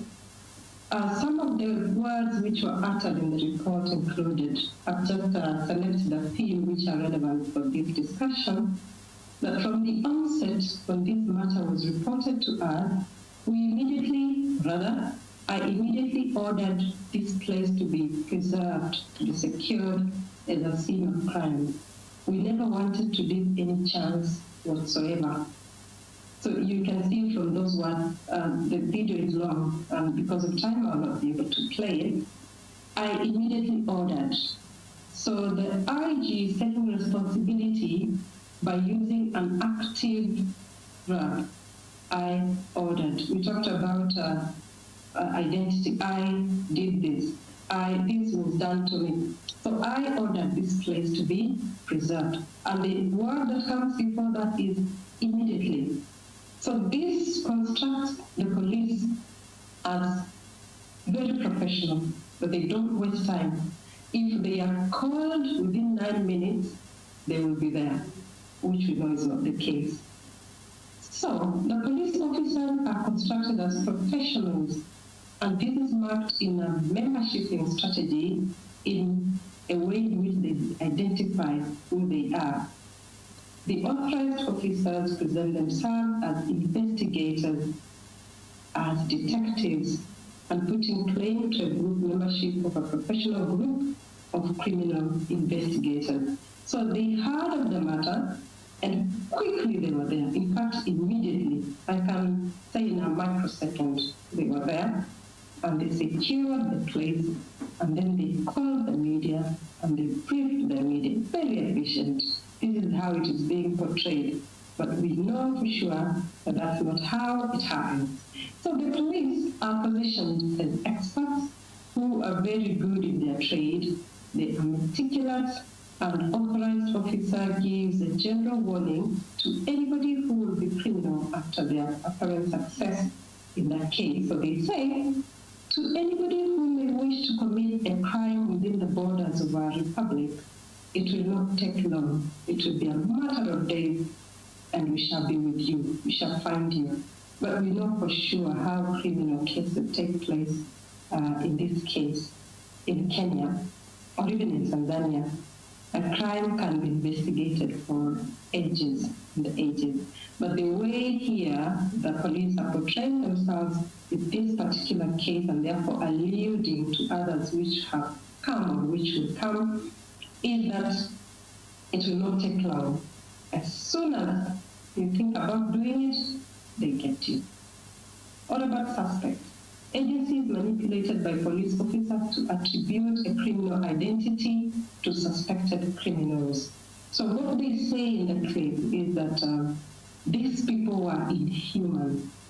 So the words chosen were inhuman, and it makes the listener to be very sad about the state of affairs, that somebody could actually murder another and put them in a septic tank.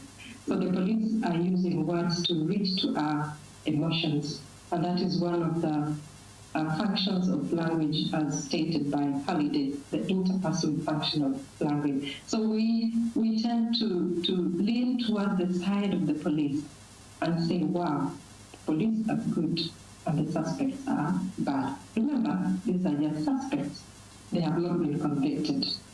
Number two, our second clip, which is from Tanzania, and the police officers are giving a report on the death of the suspect in their custody. So they say the suspect lost his life while being treated in the hospital.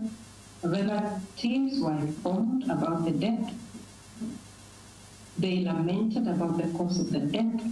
The king complained about the death. They claimed that maybe he had been beaten by the police while not killed. They lamented to the DC. The DC directed for a security meeting. The DC instructed for a post-mortem. The file was opened by the police. The body was assessed by experts. You can see how those verbs are being distributed. Where it is a positive thing, the police mentioned who had done it. Let's start at the top. The suspect lost his life. Why not the suspect died, for example? This is where euphemism comes in. Instead of saying the suspect died, they say the suspect lost his life. So agency is being removed from this side to the side of the suspect. I mean, they could have taken care of their life. Why lose it? While being treated in the hospital, we are not being told by who, because, well, that will not portray policemen positively. Maybe that is the responsibility of the other person. Relatives were informed. We are not being told by who. But when it comes to the relatives, they lamented. So now that is the negative. So agency is being allocated to them. They lamented, they complained, they claimed that maybe he had been beaten by the police. Policemen don't want to say that maybe he had been killed, because that would be too much for them to take responsibility for. And then at the end, the doctor's report showed that the death was caused by stress and high blood pressure. Lo and behold, the police is exonerated. So even if they participated in the killing process, as long as the report has said that it was stress and high blood pressure, the police are happy with that. So the investigation can end there. In clip 2, police have allocated agency to all other social actors except their own. At the end, they wash their hands by saying, well, the expert's report says it was stress and blood pressure. So the relatives were just lamenting over a mistake that was not ours. So the police are portrayed as innocent and the other officers as experts, while the relatives are portrayed negatively, complainers, lamenters. In summary, in Kenya, and of course in Tanzania, the police use euphemism to obscure and disguise disagreeable reality. They use avoidance and evasive language to shield themselves from offensive language. As a result, they conceal offense, but also deliberately disguise the topic with an intention to deceive. So much such that instead of saying killed, for example, they would prefer lost life, which could be misinterpreted. Often officers use euphemism to make lies sound truthful and murder respectable. Loaded language such as exchange of fire, friendly fire, soft skin, target etc. Are used to perpetrate things. In conclusion, therefore, the identities constructed included police as professional, police as innocent, police as on time, and suspect as criminal, suspect as untamed, suspect of self-harming, among others. Further, the analysis found that even when policemen have killed the suspect, well, killed here in quotes because there is no evidence, in the reports, the media, they are portrayed as good people and the criminals as bad people. Thank you. Thank you very much. Can we clap for Daktari? Just one, the Nyayo one, eh? Our people are tired. We do one factorial. So we prepare our hands. One. Thank you very much, Doc. Just one or two comments or questions from the floor. We are really running late with our time. Any comment for Daktari? Thank you.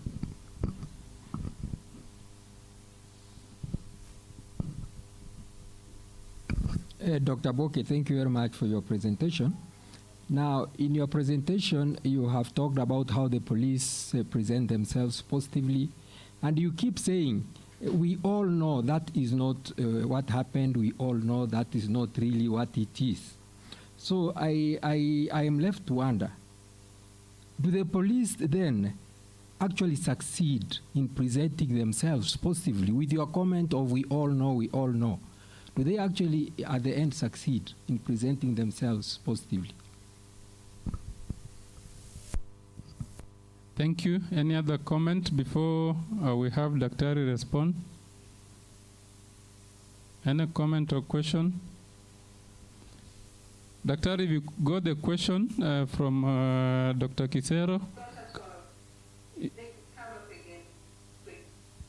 Okay.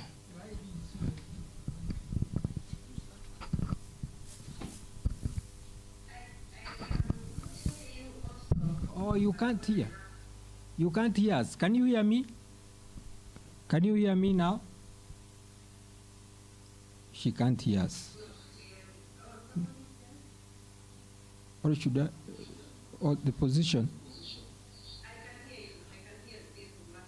Okay, now, from your study, you gave reports about how the police present themselves, and then you kept saying from your presentation that the police present themselves positively, but we all know that is not actually who they are, that is not what actually happened.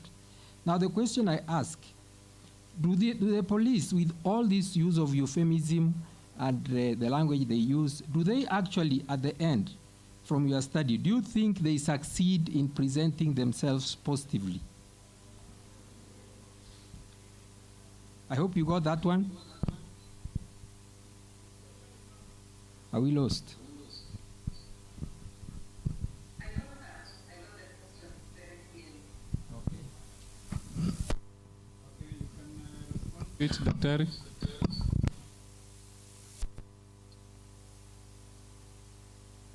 Yes.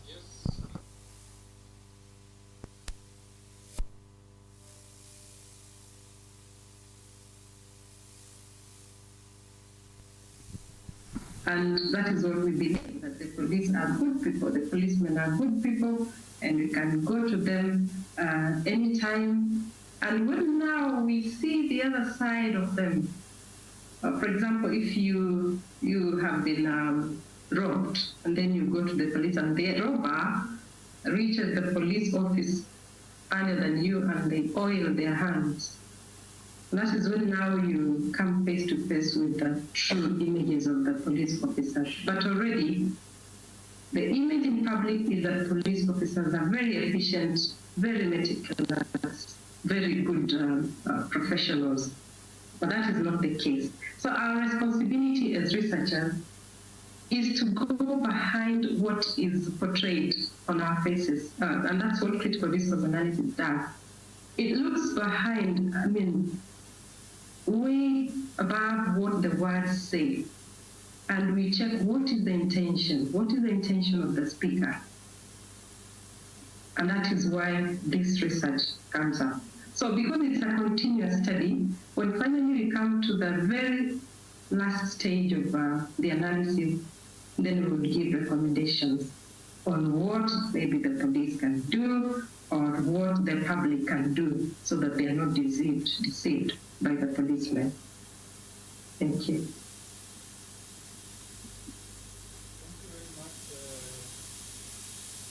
We have one presentation, but I'll give Professor Ngalo just one.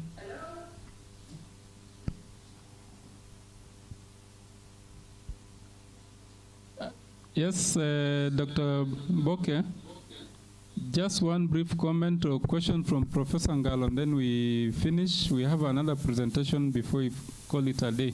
Thank you, Dr. Boke, for the interesting presentation. In my view, based on what I hear as I travel and what I hear from music, the police seem to be the same in most countries, with exceptions in a few countries. If you look at the police in South Africa, from what we hear from music, if you look at the police from America, from what we hear from music, they will not respond on time. They will always come late. They can come even a day or two late after an emergency call has been raised. Can you possibly think of giving us a comparative study of police in different countries, and maybe now make recommendation for police in Kenya? Because the picture that is given in music and as you travel and observe is quite scary.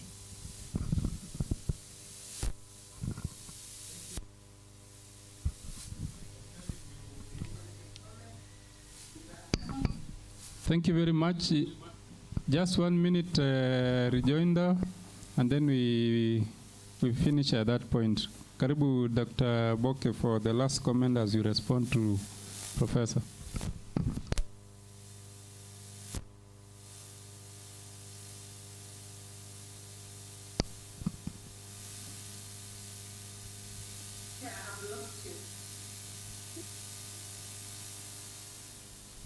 I was indicating to you to respond to Prof as you wind up. We want to have another presentation, but Prof has asked if it's possible that you can scale up this presentation and have some sort of comparative study so that we could get more insight on how to improve our Kenyan situation. Your comment?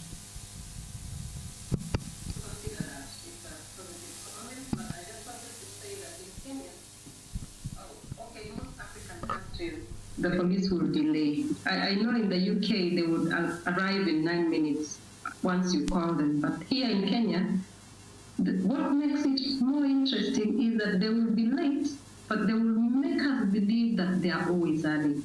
And that is what makes this research of importance to a linguist, especially critical discourse analyst and a functional grammarian. That they are late, we can see, and we always see, but they will claim in their reports and make us believe that they are always early. So we will consider doing a comparative study, and maybe next time we will meet, we'll be back.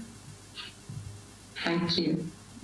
Thank you very much, Daktari, for your presentation. Thank you for finding time to share your paper with us, even though online. We want to have the last presenter of the day, Dr. Maren. Time is really not on our side. We were to finish at 4:30. It is 10 minutes to 5, but here we are. You've been here since morning. We can't disappoint you, but we would want you also to cooperate. 15 minutes presentation, then 5 minutes question and answers. Thank you very much, Chair. Good afternoon, everyone. My study is on hybridized communication networks for Participatory Communication of Sustainable Solid Waste Management. This study comes in the backdrop of the need to have a sustainable solution to sustainable solid waste management, but at the same time in the field of communication for development, we are looking at how to engage communities in participation of matters that affect them. So we live in a multiplex media society where we have a lot of media that is used to communicate and to engage one another. And so with this multiplex media, communication has really changed. It has become dynamic. It is more personalized. Some forms of media are participatory. Some are all-channel networks. Some are not. But again, what is important for us to consider is that the multiplex media society has created some convergence, at the same time, divergence. So then, with that, we are looking at communication networks, and these networks are patterns of flow of information. Castells define them as open structures. That means they keep changing, and they keep changing because of the dynamics in communication systems and communication in the society. Communication networks will describe how people obtain information, how we interact with one another, and how we get information and also solve problems. We have different types. They can be all-channel, they can be vertical channel networks, chain, wheel networks. But again, with the advancement in technology, we also have what we call computer-mediated networks. These are digitized networks, which have been able to provide opportunities for interaction and improve participation. But before mediatization of communication, there were also traditional communication systems that improved or necessitated people participatory engagement in matters that affect society. In traditional communication societies, we had cultural festivals and storytelling and some of the media that brought people together for common understanding. But now I'm talking about hybridized communication network. This one has come as a result of the changes in communication media and the society. Hybridized communication network presents a mix of different networks where we have all chain, wheel, and many others. What is the connection of my study with this, participation? We are looking at communication networks as being used to solve problems in the society because they bring people together. Now, community participation is aimed at actualizing self-realization and ownership, also sustainability in development. When you talk about people talking about issues that affect them at the local level, but community participation is facing many challenges, as you may be aware. Some of them are bureaucratic structures within the organizations. We have conflict of power relations.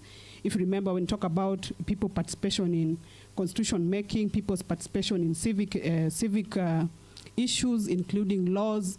We recently had issues with people's participation in passing of the finance bill and constitutional matters and many others. Another challenge to community participation is exclusion, and this comes as a result of people being excluded from participating in matters that affect them. Another challenge is lack of knowledge and understanding. When people do not understand their role in participation, and also when they are excluded, we realize that people do not participate in matters that affect them. Next slide. Now, communication networks have some relationship with sustainable solid waste management. Why is this so? We have a lot of challenges in how we manage waste in our society. And in sub-Saharan Africa, 69% of solid waste is openly dumped. It is poorly managed in general. And there is also uncontrolled dumping and burning of solid waste, including our society, and even in the study site where this study is situated. Now, this affects sustainable development goals, as I've highlighted, on well-being, health and well-being, clean water, sustainable cities, and many others. So solutions to these challenges will come from some areas, including communication, community engagement, and stakeholder collaboration. And so we are looking at a multi-sectoral approach in handling sustainable solid waste management and coming up with those solutions. So with this multi-sectoral approach will require that people are included. and there is collaboration between different stakeholders, in this case, local communities, local governments, and national governments. Leaders and everybody else should come together in the planning, decision-making, and implementation as provided by different policy documents globally and locally. Now, there are different ways through this have been done. For example, in some countries, including Kenya, communication in public meetings have been done, but different scholars have noted, different researchers have noted challenges with this. For example, communication done in public meetings have been found to be not very effective because we have a group of people mixed. And when we have such kind of we have a group of people who may not have the same social background, they have different political power, they have different age, they have different socio-demographic features of groups. It may become challenging for everybody or for people to participate. Then again, another way through which sustainable solid waste management has been addressed in the field of communication is awareness creation. This has been majorly done through media, and studies have shown that awareness creation is not enough, and I can be so sure that you can attest to that. People may be aware of sustainable solid waste management, but that does not necessarily lead to pro-environmental behaviors. People don't behave positively towards managing their waste, the fact that they know how to manage it. Next slide.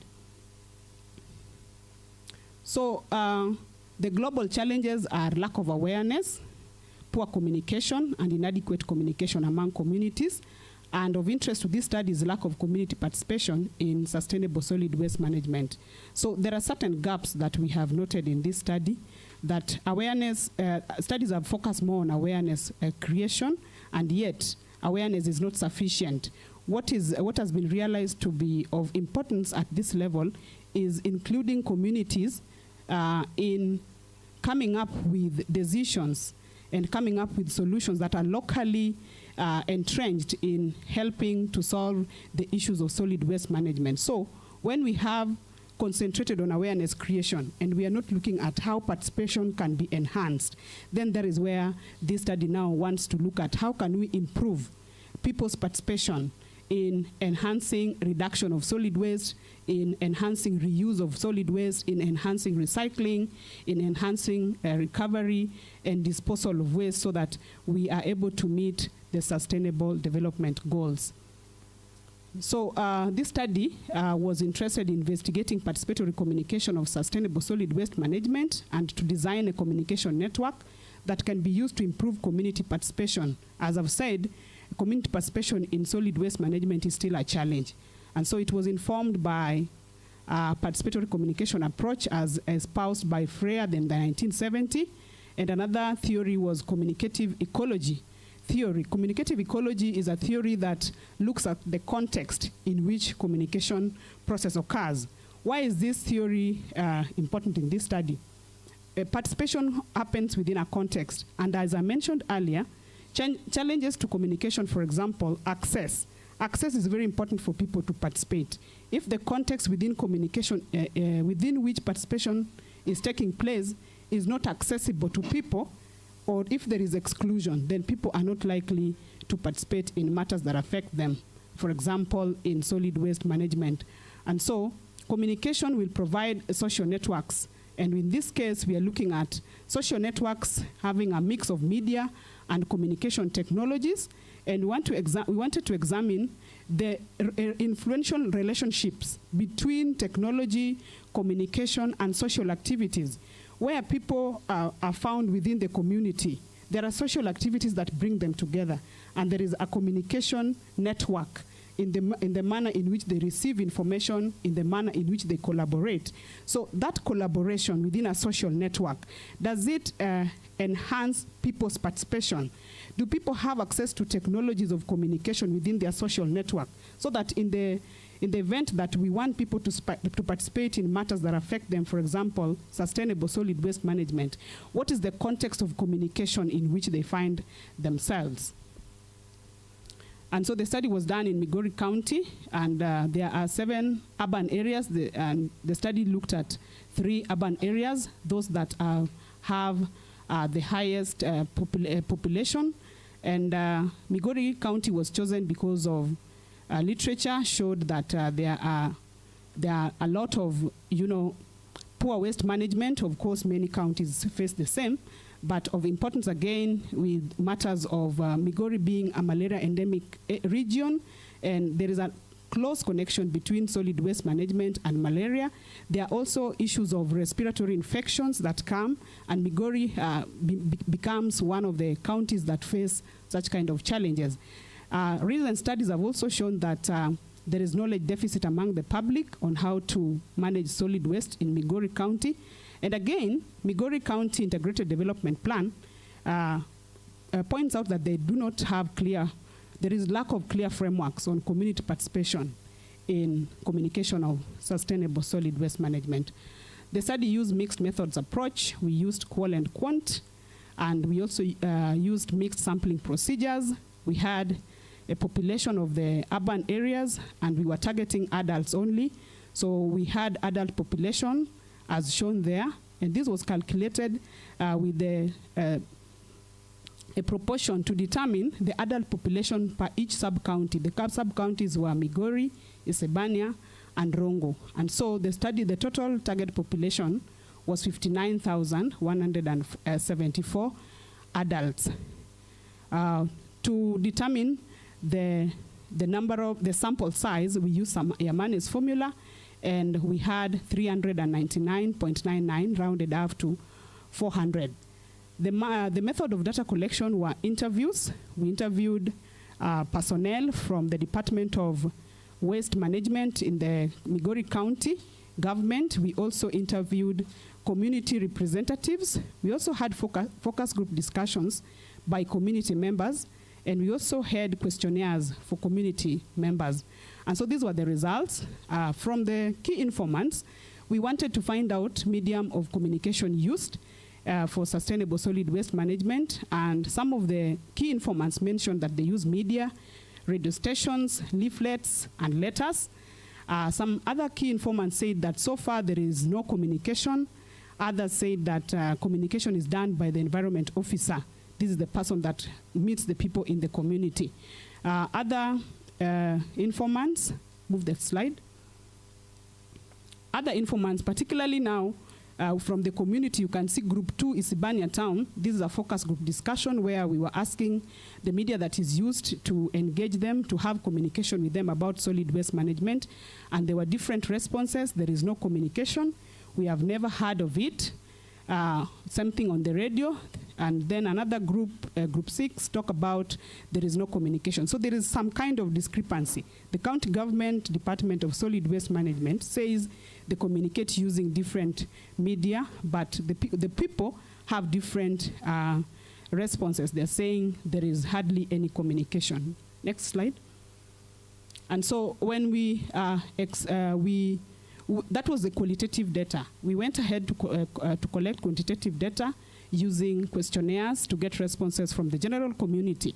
And these were the responses. Majority, that is 54 members out of 233 were issued with questionnaires, said that radio was being used.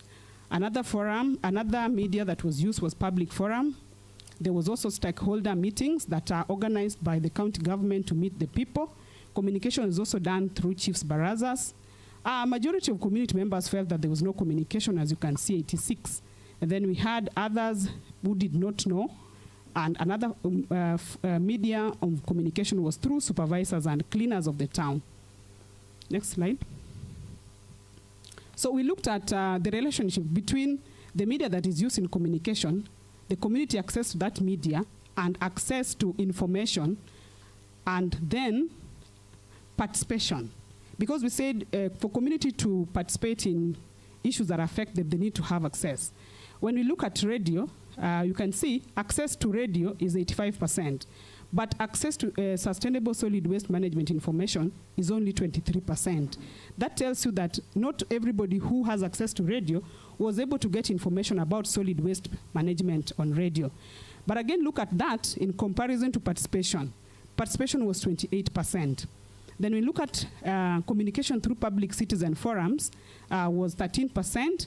Those who had access is only 9%, meaning that not everybody that has access there, it means that communication does not take place in all the time that there is a public forum. So some people will have access to information.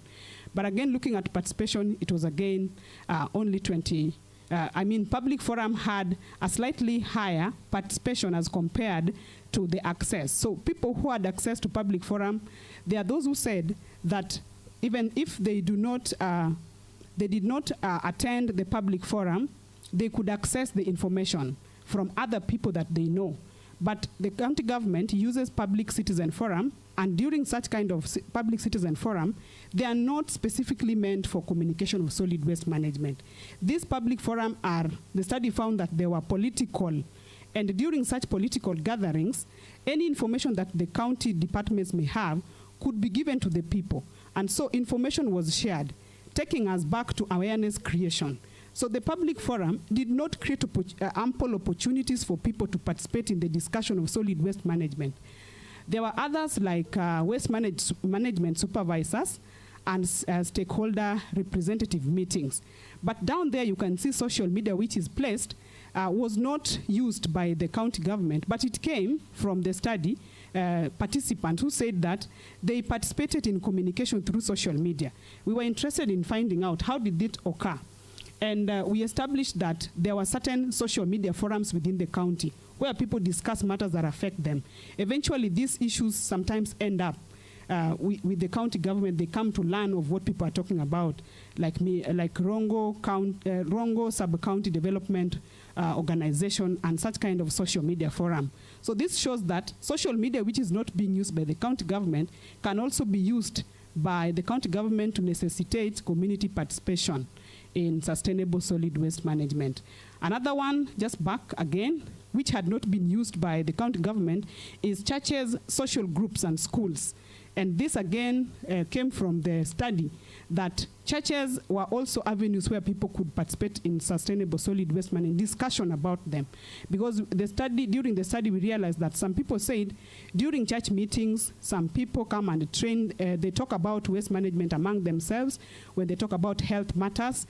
I remember a specific example was the SDA church where some study participants mentioned that they talk about health in general, including solid waste management. Social groups, women, for example, who sell commodities in the market, talk about that kind of forum or networks where they can talk about solid waste management, but the county government does not use that. Next slide. So we asked people, in your opinion, which media forum is the most appropriate. This was going to help us to determine the communication networks, because networks are flow and patterns of communication among people. So for us to come up with the communication network, we wanted to know the people's preference. And people came up with different answers. For example, a focus group discussion in Migori town said that they can talk in the market where they can be educated. Another focus group talked about community meetings within the village. Another focus group discussion talked about awareness creation through the radio. But down here, another group says that, yes, radio reaches everybody, but there's a problem that there are many radio stations. Taking us back to where I started, that we are living in a multiplex media that is creating divergence and convergence at the same time. So it means if you use radio, there's a possibility that the radio alone is not sufficient. And then when we have so many radio stations, which radio station should the county government use? So again, we have to check how are we going to use the radio effectively to engage the people in communication. So again, we looked at media preference by age. Different age groups are interested in participating in communication using different media. We have meetings at the residential areas specifically because this is urban area. Community members within the urban setups feel like communication should not be done in political barazas or what we call public forums, but they need to be engaged at the community level where they live, in estates where they can really talk about these matters and see solutions coming from themselves. So we have different responses, but meetings at the residential areas, some people talking about where they work, like in markets. Those who are engaged in carpentry say that they don't have time to go to those public fora, but they can be engaged where they work. And it is that place where they generate waste, where participation is more effective, because at that place, they can see the solutions at that place among themselves, other than walking to political gatherings, other than other times when they are not able to listen to radio. Of course, radio was second with 30%, and social media came up with a preference of 14%. But the study also established that radio was used, but majority of the people from the other slide felt that radio was not being used to facilitate participation, but to create awareness. Next slide. We looked at preference by gender. Why gender? We talked about access, and access to technology, access to information and communication is also affected by gender. We know very well that when it comes to access to technology, we have socio-demographic issues that affect how people are able to access phones. We also have economic issues that affect how people are able to access radio and everything. So by gender, we can see majority of males prefer, of course, more males than females prefer meetings. Of course, I did not mention earlier that in this study, there were more males than females. So what we see here is that the meetings in residential places were most preferred, and you can see, especially by males.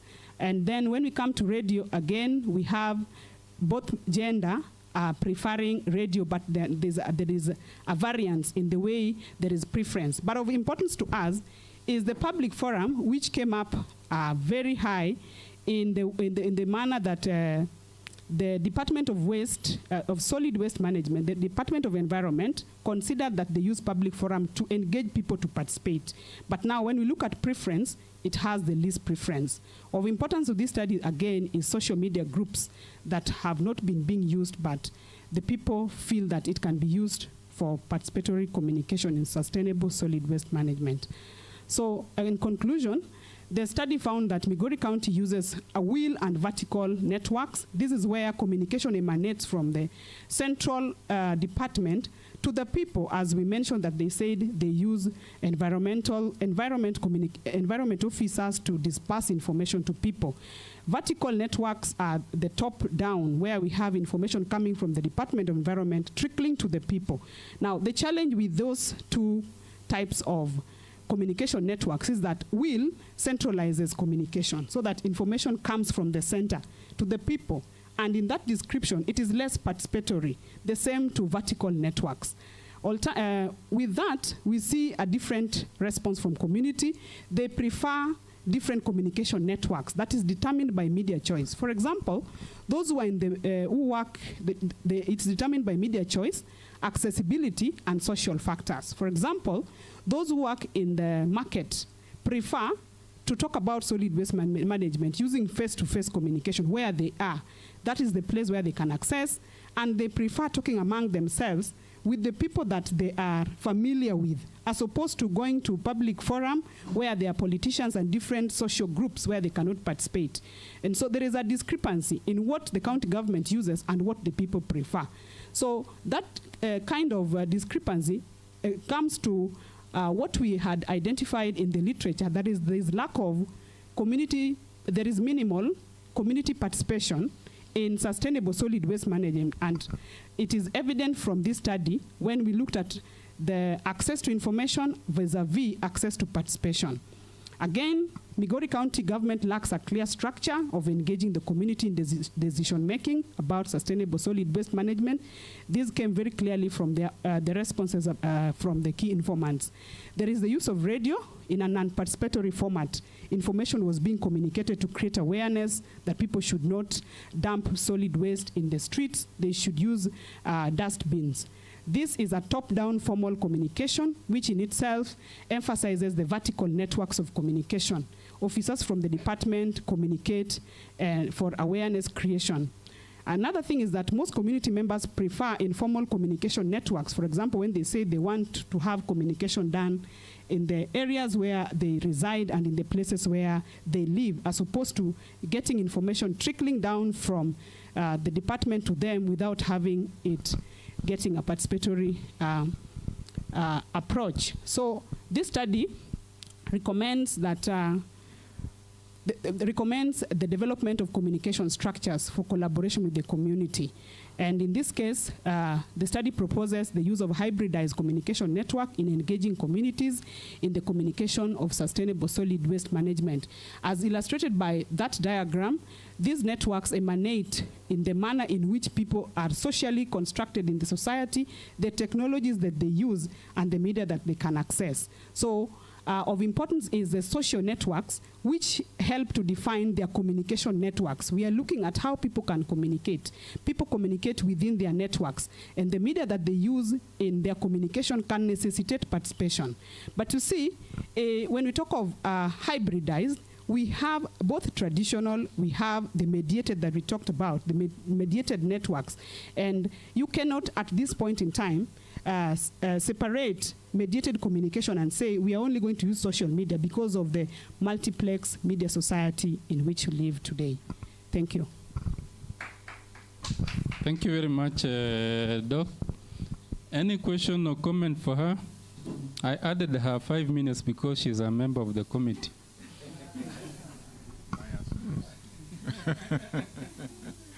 Now, I want to ask two things. One is what you have just ended with, called their network. What brings their network? Or what did you find out as their network? What is it that would drive our network, and not the network, but it must be their network? And men being many and wanting to meet in their residential. I think when I was left outside, you were discussing that men were many, and then they would prefer meeting in their residential as opposed to where the politicians go there. The last thing is, you talked of strata. How did you stratify the Hispania, Rongo, and Migori urban areas, so that I get to really know whether it was stratification or clustering? How do you stratify this Rongo, Migori like that? Because then either it is something that is not that's different. You know, now you're laughing. You know. Any other comment? We are just going one way. I have a comment just as a participant on this particular presentation. When you look at the waste management as it is today, just to rate it as a lay person without any, a lot of research, we are not doing well. So I'm just thinking, I think it would be good to see what is it that is in place that we could we need to improve on. I'm looking at it. What is the position of the county in terms of policy at the national level? Because some of this documentation, they're already in place. But then we seem to be doing almost everything in the opposite direction. So they need to connect the missing link with the policy direction or the documentation that exists with the communication, which I think then, is it the policy guys not communicating, or is it down here when we finish this room, or the owner of this hotel, when they collect this waste, then they are not managing it well? I just felt like if we added a bit of that, then it will really bring it out very clearly. I don't know if I'm closing anybody out. If not, then you comment on those ones and we call it a day.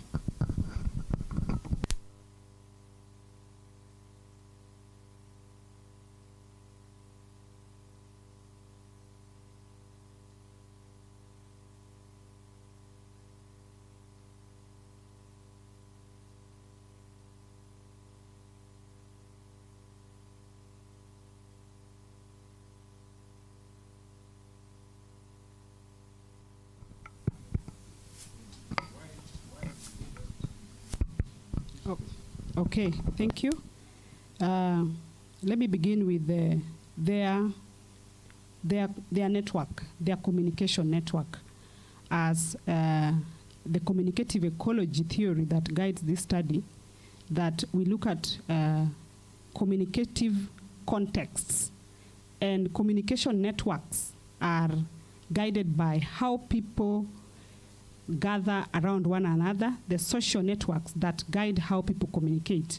Now, within the context, there are three issues here. Technology will define the communicative networks. And here, when I talk of technology, including face-to-face communication, that is technology. I look at the use of social media and phones as communication technology. So that network is defined by technology that guides the communication and the communication context. That network is also determined by access. So are people within a network, for example, in an urban setup, let's talk of an estate, they belong to a particular communication network. Why? One, they are social groups. They belong to that society. Geographically, they belong to that society. You will realize that from this study, people within a particular communication network have access to that communication network. For instance, maybe because of time I didn't show that in the market, the participants in the market, for example, market down here in Migori town, they say that we belong to this group here. Sisi ni mama mboga. So why do you tell us to go to a political gathering to listen to how waste should be managed instead of bringing it where we belong? So that is their communication network. So we have those different networks within the society. You will go to people who go to work like you and I. You may not have opportunity to go to political or what I call public forums to listen to that because we're engaged here now. So where is your network? Your network is where you belong, where you work. And so that's why you realize that some, as you mentioned, coming to that second question of men, saying that they would want to be engaged in communication in their residential places. The argument here is that participatory communication is localized. And it is the people themselves that have solutions to their problem that emanate from them. If you remember what we had in our first presentation, it is people driven. So if we reside in a slum, people who reside in a slum, like if you go down here next to Posta, there is a community there that reside in a slum. They don't even have utilities like toilets. They don't have a dumping site, you see? That group is different from this other group where there is dumping site. So the way they will manage waste is not the same. And even if we are going to engage them, it is not the same.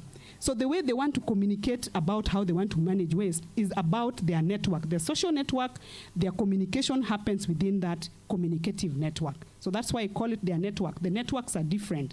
They will have what we call an all-channel network of communication, where the people in this homestead will say, let us use this location as a dumping site or a rubbish pit. Another group will say, for us, we want to recycle all the bottles here, and this is how we are going to go about it.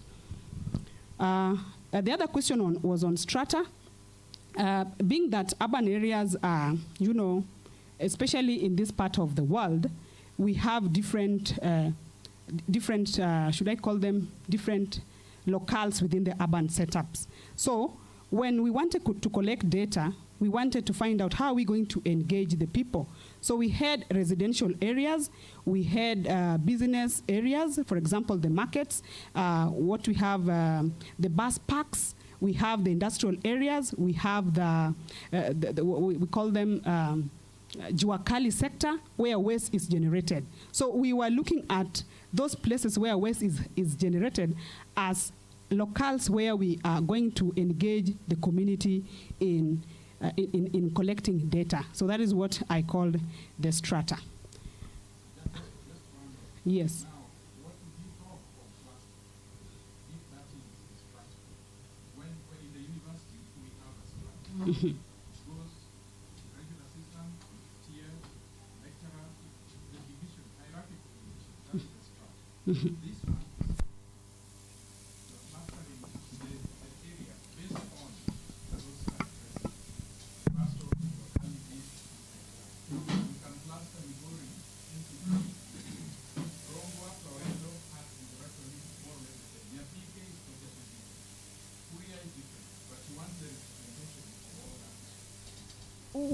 Okay. I want, before you respond, the goodness, there's a green tent there. I want to, because of time, I'll give you time to respond, but very briefly so that we conclude. No, I don't want you to sit. So keep it very brief because I'm on my legs.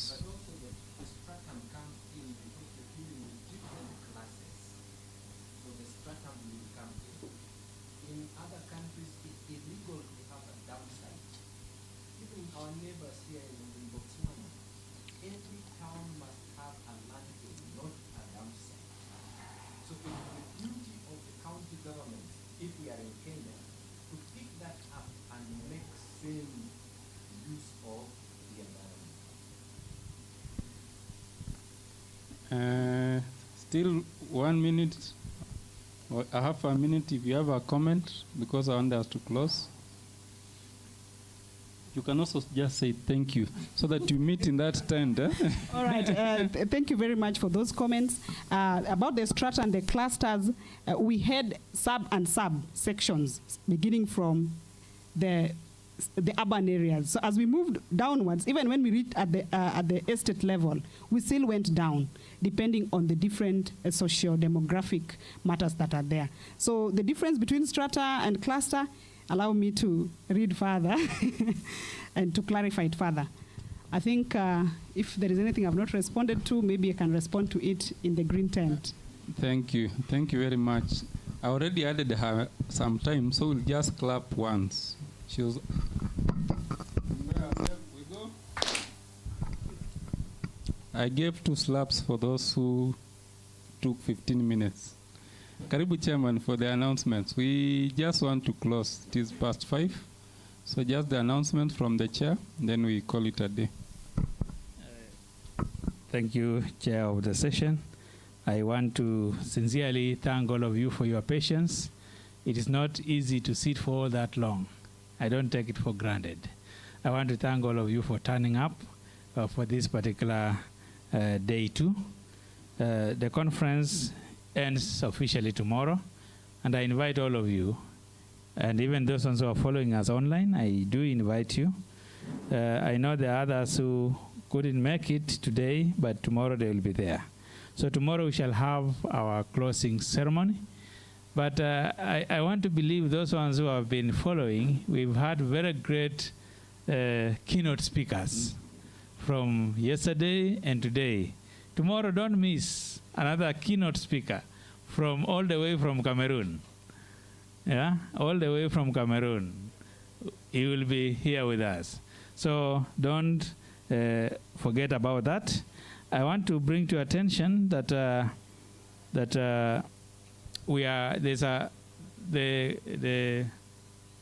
a paper going around from the Secretariat for you to indicate your official name that should appear in the certificate. Kindly put, if there are 2 names, 2 or 3 names that you are using, put them in that particular paper so that certificates are prepared. You want to prepare certificates with your name so that tomorrow you are just issued with your certificate for participating. We also have receipts that will be issued for your payments. So liaise with the Secretariat, they will issue with an official receipt. You may need it maybe for some other purposes, so kindly note that. When we shall end our program tomorrow, in the afternoon we shall have a site visit of Timlich Inga, all of us. So make sure you are also there to partake of that particular trip to Timlich Inga, to relax, to see the scenery there, and then we shall call up our meeting from there. I want to believe you've managed to get items that we prepared for you from the book of abstracts, notebooks, the pens, been able to get that. There's one item that has not arrived because of the procurement introduced here and there. But the moment it comes, you will get it. That is the bag. It's a very good bag, branded bag that we expect. So if it arrives, you'll get it. That's the only item remaining. and a very important item. I know when you'll get it, you'll feel good. Yeah, we are trying to make sure that actually you get what you deserve for this conference. This conference deserves the best because you are the best people. So we are going to ensure that you get that. So just be patient with us. When that one comes, you will get it. One person, just one person to give remarks in one statement for the day. Who is that one who can give a statement for the day? Professor Ngalo.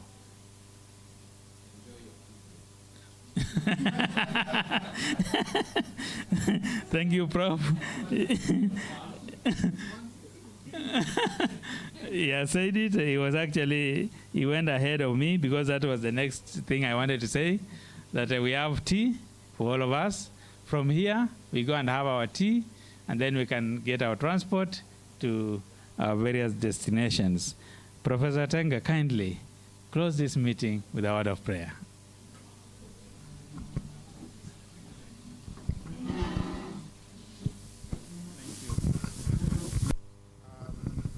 Good. Let's just bow our heads down. Pray. Dear Heavenly Father, we want to thank you.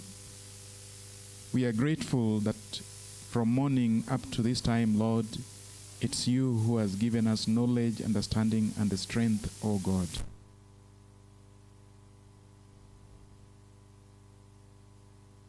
Destinations, may you go with us, Jehovah.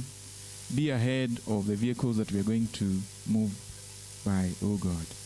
And above all, Lord, we pray that you take us to the tomorrow so that we'll be able to end the session. We give you glory and all honor. And even as we go to take our tea, Lord, we pray that you will bless the tea and the accompaniment, Lord, that our body will be refreshed. Believing and trusting in the name of Jesus. Thank you.